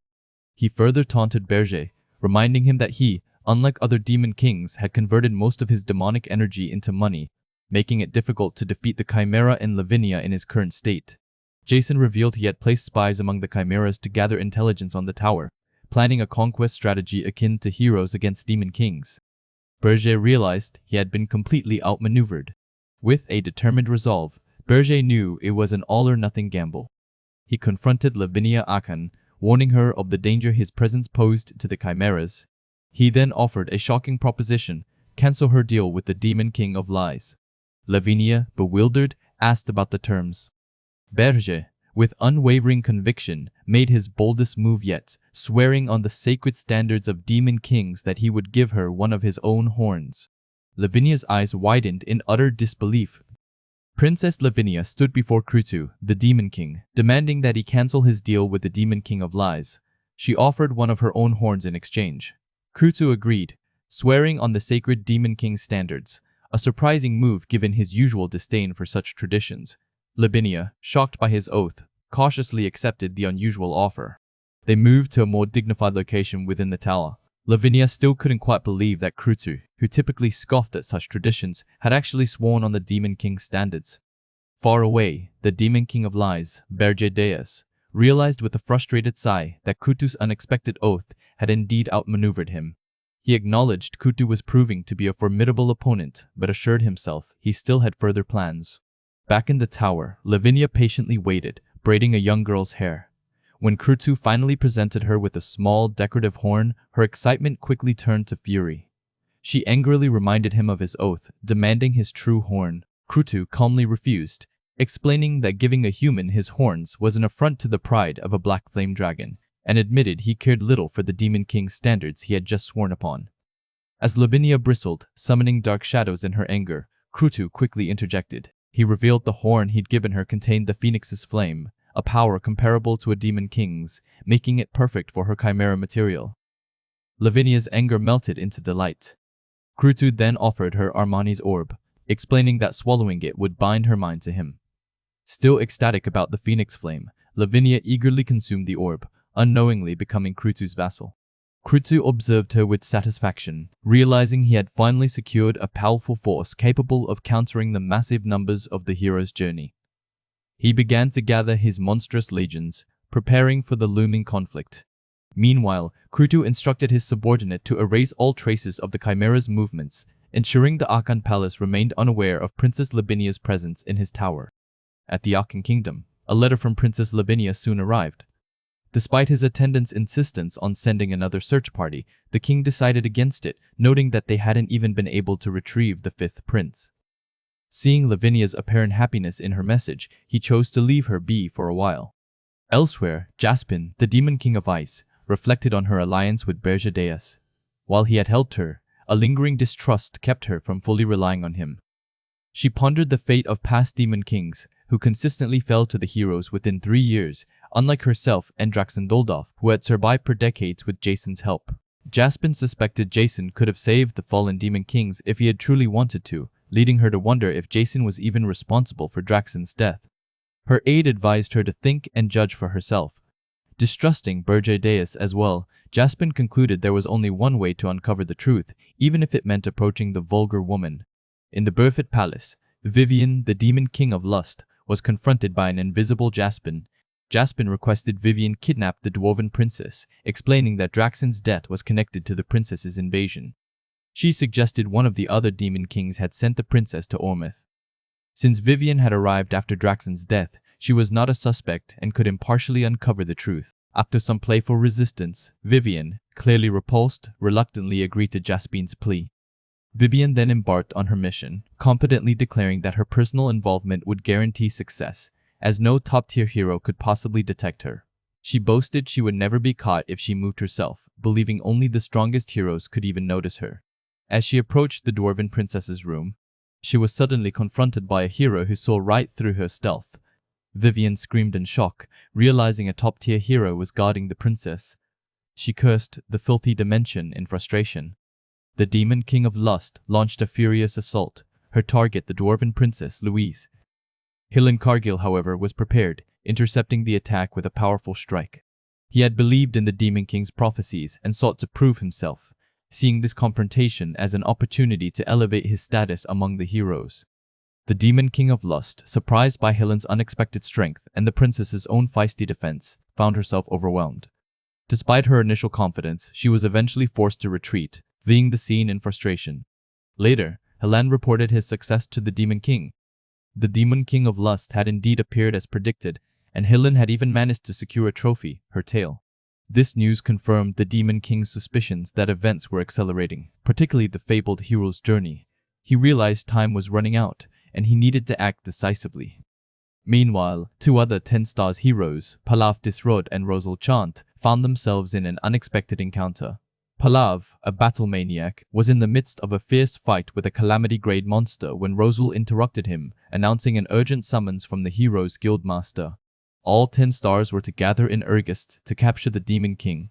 Back at the Heroes Guild, the guildmaster formally recognized Hillen Cargill's exceptional achievements. For defeating 2 Demon Kings and protecting Princess Louise from kidnapping, Hillen was appointed an Argan, a prestigious position that wielded immense power within the guild, even commanding the respect of kings. Hillan, an ordinary boy from a small village, was ecstatic, believing he was on the path to becoming the greatest hero in history. Palav and Rosal, however, watched his promotion with a mix of surprise and disdain. The guildmaster then convened Palav and Rosal, revealing the true gravity of their mission. To expedite the hero's journey, they were to intervene in the Jaspine Empire's succession war, a long-standing tradition where princes and princesses hired mercenaries, including several 10 Stars heroes, to compete for the throne. Their task was to forcibly retrieve the 7 10-stars heroes currently embroiled in this conflict, by any means necessary, with the guild promising to handle the repercussions. Our Demon King, upon learning of this, realized the hero's journey was being moved up, possibly due to Jason's interference. If Pallav, with his aggressive tactics, entered the succession war, it could conclude swiftly, gathering all the 10 stars much sooner than anticipated. He knew he had no time to waste. He instructed Logar to begin constructing a golem, an ancient weapon requiring advanced magitech, and tasked Lavinia Akin with assisting him, offering the rare Tale of the Succubus Queen as a reward. As Ernan reported on Elena's progress in basic magic training, the Demon King made a crucial decision. To buy himself more time and control the unfolding events, he would personally intervene in the Jespine Empire's succession war. The Jespine Empire's Utera Island was plagued by a massive outbreak of undead monsters, sending shivers of fear through its innocent citizens. This perilous situation became the setting for the final task of the succession war: subjugate the notorious Black Mage of Utera Island, a high-rank monster whose location remained a mystery. Amidst the chaos, the Black Mage's undead army swarmed, and the first prince, Rufus Jespine, watched as his vassals bravely protected him. He declared that the path to the throne was paved with blood, ordering his forces to be thrown into the fray without reservation. Rufus, a cold and calculating man, then confronted his own sister. Despite her desperate pleas and offer to abandon her claim to the throne, Rufus, with the help of his hired hero, Naya Diaprin of the 10 Stars, ruthlessly ended her life. He hypocritically claimed he could never harm his own sister, implying his hero carried out the deed. Not far off, the second prince, Florian Jespine, was also making his moves. He saw the final task as an opportunity for some cleaning and ordered his vassal to seek out other heirs. His hero, Ralph Schmidt, another of the 10 Stars, demonstrated his formidable power by effortlessly eliminating another rival heir. Meanwhile, the fourth princess, Theoran Jespine, expressed her belief that only the strong should survive in the empire. She intended to purge her frail siblings, a sentiment enthusiastically supported by her hired hero, Gillian Ain't, also of the 10 Stars. Just 2 hours into the subjugation of the Black Mage, the number of heirs had already dwindled from 17 to 15. Amidst this brutal power struggle, the 17th prince, Noah Jespine, found himself in a desperate plight. His vassals had been wiped out by the undead, and his hired heroes had abandoned him. All he had left were a few artifacts, gifts from his siblings after he failed a previous task, which he didn't even know how to use. Overwhelmed and dropping his precious items, Noah refused to fall. He recalled the cruelty of his ambitious siblings and feared the bloodbath that would ensue if any of them ascended to the throne. Remembering his fallen vassals and their pleas to protect the empire, Noah resolved to fight, believing a true emperor protects everyone. As a monstrous undead creature lunged for him, he cried out, fearing this was the end. Suddenly, a blinding flash of blue lightning erupted, obliterating the undead. Hillen Cargill, a hero of the 10 Stars, appeared, having arrived just in time to save Noah. Another figure, Master File, emerged, wreathed in fiery phoenix flames. File offered his help, and Noah, clutching at any hope, immediately accepted, hiring them both. The contract was established, but File's true intentions were far from noble. He coolly observed that humans were easily deceived. His actual goal, he explained to his companion Pallav, was to stop the 10 Stars from participating in the hero's journey by keeping them tied down. The plan was to stall for time so the succession war would never end. Pallav, however, posed a problem. He intended to eliminate all the 10 Stars, a development File wanted to prevent for his own scheme. To participate without repercussions, they needed an employer, and Noah, being low in the line of succession, a massive crybaby and a coward, and lacking funds for high-level heroes, was the perfect candidate. File had convinced Noah that they only sought justice and wished to save the empire from his wicked siblings, exploiting the young prince's genuine desire to protect everyone. Elsewhere on the island, the powerful aura of File's phoenix flames was felt by other heroes. This development seemed to lead to the elimination of both the 6th prince and the 10th star. File then made his way to a hidden cave deep in the forest. He remembered discovering this place in a previous life, a sanctuary for the Black Mage of Utera Island. His ultimate goal was revealed. He would hide the Black Mage, ensuring the succession war would never end. As Noah watched horrified, the truth dawned on him. File, the man he had just hired, was the Demon King. The Black Mage, too, recognized the terrifying presence, both crying out in shock at the revelation. The Demon King File had successfully tracked down the elusive King of Undead, a skeletal monarch who had long evaded subservience to any of his kind. Despite the King of Undead's defiant declaration of independence, File swiftly overwhelmed him, compelling a desperate pledge of loyalty. File, ever pragmatic, explained that mere defiance would only lead to a swift and pointless end. He then turned his attention to the 17th Prince, Hillen Cargill, a hero also known as the Phoenix Master and the Demon King of Blazing Fire, who was already one of File's underlings. File extended an offer for Hillen to formalize his allegiance as a vassal. Hillen, a prince of humanity, vehemently refused. He declared his unwillingness to betray his empire or his people, stating he would rather die than submit to a demon king. File, having anticipated this stubbornness, didn't hesitate to inflict pain, explaining that Hillen's hostility would only increase his suffering. After a brutal struggle, Hillen finally yielded, his resistance broken. File, deeming the prince too valuable to eliminate, kept him alive and instructed both Hillen and the newly subservient King of Undead to prepare for the arrival of other heroes. Meanwhile, a massive surge of demonic energy was detected by elite heroes, Bing and Bong, who believed it originated from a black mage's lair. Princess Sierra Jespine also led a group to investigate, cautioning her party about the powerful monster they might face. Inside the cave, the black mage, revealed to be the King of Undead, boasted that his powers had been amplified by File's demonic energy, making him stronger than Calamity-grade monsters. He swiftly defeated Bing and Bong, ordering his subordinates to store them in a freezer. Ordering his subordinates to store them in a freezer. Ordering his subordinates to store them in a freezer. Ordering his subordinates to store them in a freezer. File's intricate strategy was unfolding. With 3 princes and princesses now incapacitated, his aim was to lure and freeze more heroes. This would effectively prolong the succession war within the Empire and prevent the powerful heroes of the 10 stars from returning to the guild. However, Hillen brought troubling news. The 10th star, Wharton Kolo, had already been defeated by Palaf Disrode, leaving only 6 of the 10 stars. This was a critical development. Hillen warned that if only 7 or 8 10 stars gathered, the King of Helderin might initiate the hero's journey, which would spell disaster for File's plans. Recognizing the urgency, File decided to confront Palav Disrode himself. Hillen was aghast, warning File that Palav was a monstrous hero who could subjugate even the Demon King of Beasts alone, insisting that a one-on-one fight against him was impossible. Undeterred, File departed. Palav Disrode, the 1st star, was then seen confronting Ralph Schmitz, the strongest shieldmaster and 2nd star. Palav, eager for the battle, attacked. To everyone's shock, Ralph, despite his formidable reputation, immediately surrendered. He apologized to the 2nd prince, stating he could not continue. Ralph's subordinate was stunned, noting that Palav had shattered Ralph's supposedly indestructible shield. Ralph explained that no shield in the world could withstand Palav's overwhelming power. With 2 10 stars eliminated, only 5 remained active. Our protagonist's subordinate, File, observed Palav, confirming Hillen's earlier warnings about his absurd strength. The Demon King reflected on the Heroes Guild's rules. Demon Kings couldn't be killed without permission because their towers provided valuable resources, a rule File found utterly arrogant. He inquired about Palav's true identity, but Hillen admitted no one knew. Palav had simply appeared one day, subjugating a Calamity-grade monster with a single sword, his origins and the source of his transcendent power remaining a complete mystery. Hillen reiterated his advice for the Demon King to avoid a direct confrontation. However, File had other intentions. He confronted 2 of Palav's subordinates, including Roselle, accusing them of working for the Heroes Guild to manipulate the imperial succession. File threatened to expose the scandal across the entire continent if they didn't cease their interference. Roselle immediately realized their deception had been uncovered. Just then, Palav appeared, revealing that he had moved beyond relying solely on brute force.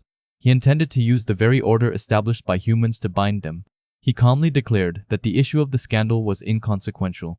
Then, the 2nd Prince Froyan Jespine, supposedly eliminated, emerged. Palav confirmed that everything, including the manipulation, was orchestrated under the 2nd Prince's orders. Roselle quickly grasped the full extent of the scheme. With the trivial problem of File's interference seemingly resolved, one of Palav's subordinates stepped forward, openly challenging our protagonist. File, now standing before Palav and his newly revealed allies, prepared for the inevitable clash. He accepted the challenge, his gaze fixed on the 1st star, the one known as the strongest hero. The stage was set for a confrontation that promised to shake the very foundations of their world. The Demon King stood ready, his gaze fixed on the formidable figure before him. The trivial problems were behind him, and now it was time for a true challenge. He called out to his opponent, acknowledging him as the strongest hero. This was it, the moment it all came down to. He invited the hero to come at him, his resolve burning. He remembered that day, the appearance of the phoenix. In his past life, he had been consumed by arrogance, believing strength was everything. He barely registered heroes, let alone Pallav Disrod, the strongest hero, or the Phoenix Master File. He had been so self-absorbed that such figures were insignificant to him. But this time, things would be different. This life, he vowed, he would face them with all his might. The Phoenix Master File unleashed. Protect Ver. Phoenix, a high-ranked defensive magic, enveloping himself in warm, soothing flames. It wasn't an attack, but a barrier, creating a sacred space where only he and the Demon King could enter. File declared that if he lost this fight, the hero's journey would cease, and the Demon King would once again be killed by heroes. He offered our protagonist a chance to leave, but the Demon King refused. He would not die again. He would conquer this world and exact his revenge on the hero who had killed him. Pallav Disrod, watching from outside the barrier, scoffed at what he considered weak talk, threatening the Demon King if he dared to let him out. With a battle cry, Pallav joined the fray, and the clash of power erupted. Meanwhile, a tremor shook the Black Mage's cave. Soldiers panicked, believing it to be an earthquake, fearing the cave's collapse. The Jespine Empire's 12th prince, Evan Jespine, demanded they catch the Black Mage, warning that failure would mean death for them all. Lord Noah, the Black Mage, equipped with an invisible mantle, used the commotion to escape, leaving many soldiers frozen in ice. He cursed the 17th Prince's escape, berating his guards for their incompetence. Far away, in the midst of his life-or-death battle, the Demon King felt the disturbance. He knew the 17th Prince's escape was his own fault for not being careful. He ordered the Black Mage to keep freezing the intruders, knowing they had to find the prince before he revealed their identities to anyone. The Black Mage, Lord Noah, continued his freezing magic, but then overheard soldiers discussing an invisible presence leaving the cave. Annoyed, he realized they had been saying it all along. He rationalized that it was the Demon King's loss, not his. He declared himself the King of Undead and, feeling no particular loyalty, decided to make a run for it. Just as he attempted to flee, another hero appeared. The newly arrived hero caught the Black Mage, revealing his final act as Ice Age. Lord Noah, now frozen, recognized his captor as File, the Phoenix Master, the same hero currently fighting Pallav Disrod. File then turned his attention to a blonde figure expressing his disdain for the Heroes Guild's arrogance. This blonde figure was Nicola Jespine, the 5th prince of the Jespine Empire. Nicola explained the cutthroat nature of the succession war, where princes and princesses hired mercenaries. He, a prince, could only afford File, the 3rd star. He wondered how anyone could possibly hire both Pallav and Roselle, the 1st and 2nd stars, together, concluding that the Heroes Guild must have intervened to manipulate the war. Other Jespine royals were also on the move. The 6th prince, Grey Jespine, sought to catch the Black Mage to gain an audience with the Emperor and expose the Heroes Guild. The 7th princess, Marilla Jespine, saw this as her chance to gain an advantage over her rivals. The 4th prince, Tioran Jespine, dismissed his siblings' limited ambitions. His goal was to identify and eliminate whoever hired Pallav and Roselle, intending to harness their power for himself. He knew this hidden manipulator would be difficult to find. Meanwhile, the 17th prince, Evan Jespine, found himself ensnared in a trap, caught by his cruelest eldest brother. Evan desperately pleaded for a moment to explain, insisting it was no time for internal conflict. His brother, however, saw it as a mere stalling tactic and ordered his death. Evan, in his final moments of despair, resolved that the Demon King must not die, not until he himself became the greatest hero. Helen Cargill, the Demon King's strategist, raced against time, knowing he had to find the 17th prince before he could contact anyone else. He erected a grand wall of mid-rank earth magic, blocking Lady Roselle, the 2nd star hero. Roselle confronted Helen, reminding him of the Heroes Guild's orders and accusing him of interference. Helen apologized, stating he had an urgent matter. But Roselle, suspicious of his past actions, unleashed Sage's chains, a high-rank binding magic, on him. She accused him of always betraying them for glory and demanded he reveal his true intentions. Helen, now bound, frantically thought he needed to find the 17th prince quickly. Back in a dark chamber, the hooded figure on the throne, holding a glowing purple orb, announced that things were proceeding according to plan. The figure then addressed the kneeling King of Undead, asking if they should move on to the next round. The king of undead, looking up, revealed his own name as Berger Deus, leaving the identity of the hooded figure a terrifying mystery. The 17th prince, Noah, lay defeated, surrounded by the ominous tendrils of high-rank nature magic. His brother, a rival in the brutal succession war, coldly ordered his demise, and the Phoenix Master File, a powerful mage, prepared to deliver the final blow. As the deadly death flower bloomed around him, Noah's mind raced, recalling a cherished memory of his sister, Heidi Jespine. She had once told him not to heed the cruel words of others, affirming that his desire to protect everyone was far from foolish. Noah and Heidi in a gazebo. Heidi's back to Noah. Heidi's concerned face. Heidi stands up. Heidi walks away. Heidi yelling with blue energy. Noah looking sad and teary-eyed. In that desperate moment, a surge of resolve ignited within Noah. He couldn't simply perish, not after his loyal vassals had sacrificed so much, and his siblings had entrusted him with their precious artifacts. Mustering an unexpected burst of power, he unleashed an attack that seemed to shatter the mage's spell, a mouth yelling, "Just die." As the light faded, Noah saw a fleeting vision of his sister, her image shimmering before him, a beacon of hope in the chaos. Noah asking, "Did I DID? IT?" Noah looking up at armored person. Noah's shocked face, armored person with sword. Armored person with sword. Armored person's midsection, Noah asking, "Sister?" A while before, in the Tower of Flames, the Night Princess, Kaede, found herself taking a break from training with Ernan. She spoke of her younger brother Noah, currently embroiled in the succession war. A pang of regret struck her as she remembered their last conversation, how she had spoken insensitively before leaving the castle. She felt a heavy burden, wishing she could escape the tower and rush to his aid, yet she doubted her own capabilities. Ernan, however, saw her true potential. He remarked on the vigorous and intense aura that now naturally flowed from her, an undeniable sign of her immense growth. He even recounted how the Demon King himself had been forced to use his wings to block her final strike, a testament to her newfound strength. Young Kaede calling brother. Kaede and Ernan looking at landscape. Ernan's serious face, text bubble about saving someone. Kaede's wide sparkling eyes. Kaede's eyes widened with the dawning realization. She had indeed become incomparably stronger during her months in the tower, far surpassing all her previous imperial training. Perhaps, she mused, she had even reached a level close to the fabled 10 stars. If that were true, then she could indeed save Noah. With a determined glint in her eyes, Kaede declared her decision. Ernan, ever supportive, suggested they speak to the Demon King and prepare an outfit befitting one of the 4 heavenly kings. Kaede's heart swelled with excitement and a renewed sense of purpose. Back in the present, as the Archmage Naya Diaprin prepared to finish Noah, a new figure descended onto the battlefield. Clad in black armor with an ethereal glow, she introduced herself as the Black Knight of Death, the second sword of the 4 heavenly kings of darkness. Close-up of gloved hand with sword. Close-up of armored helmet. Armored person in dynamic pose. Armored person in dynamic pose. Noah, stunned, recognized her. It was his sister. A brief flashback revealed Ernan presenting Kaede with the armor, a powerful magic item that would massively increase her defense and attack if she recited a specific line and struck a dramatic pose. Kaede, embarrassed by the theatrics, had initially protested, fearing she'd never get married if she had to act so outlandish. Ernan presenting armor to Kaede. Kaede looking shocked, distressed. Kaede looking distressed. Armored Kaede running away from a group. Now, however, there was no room for hesitation. The Archmage, dismissing the Black Knight's dramatic entrance and childish name, commanded his forces to eliminate her if she dared interfere. Noah urged his sister to retreat, but the Black Knight stood firm. She declared that after all her rigorous training in the Tower of Flames, she would not cower from a mere scare. She was incomparably stronger now, strong enough to face a hero of the 10 stars, and she would not abandon her younger brother again.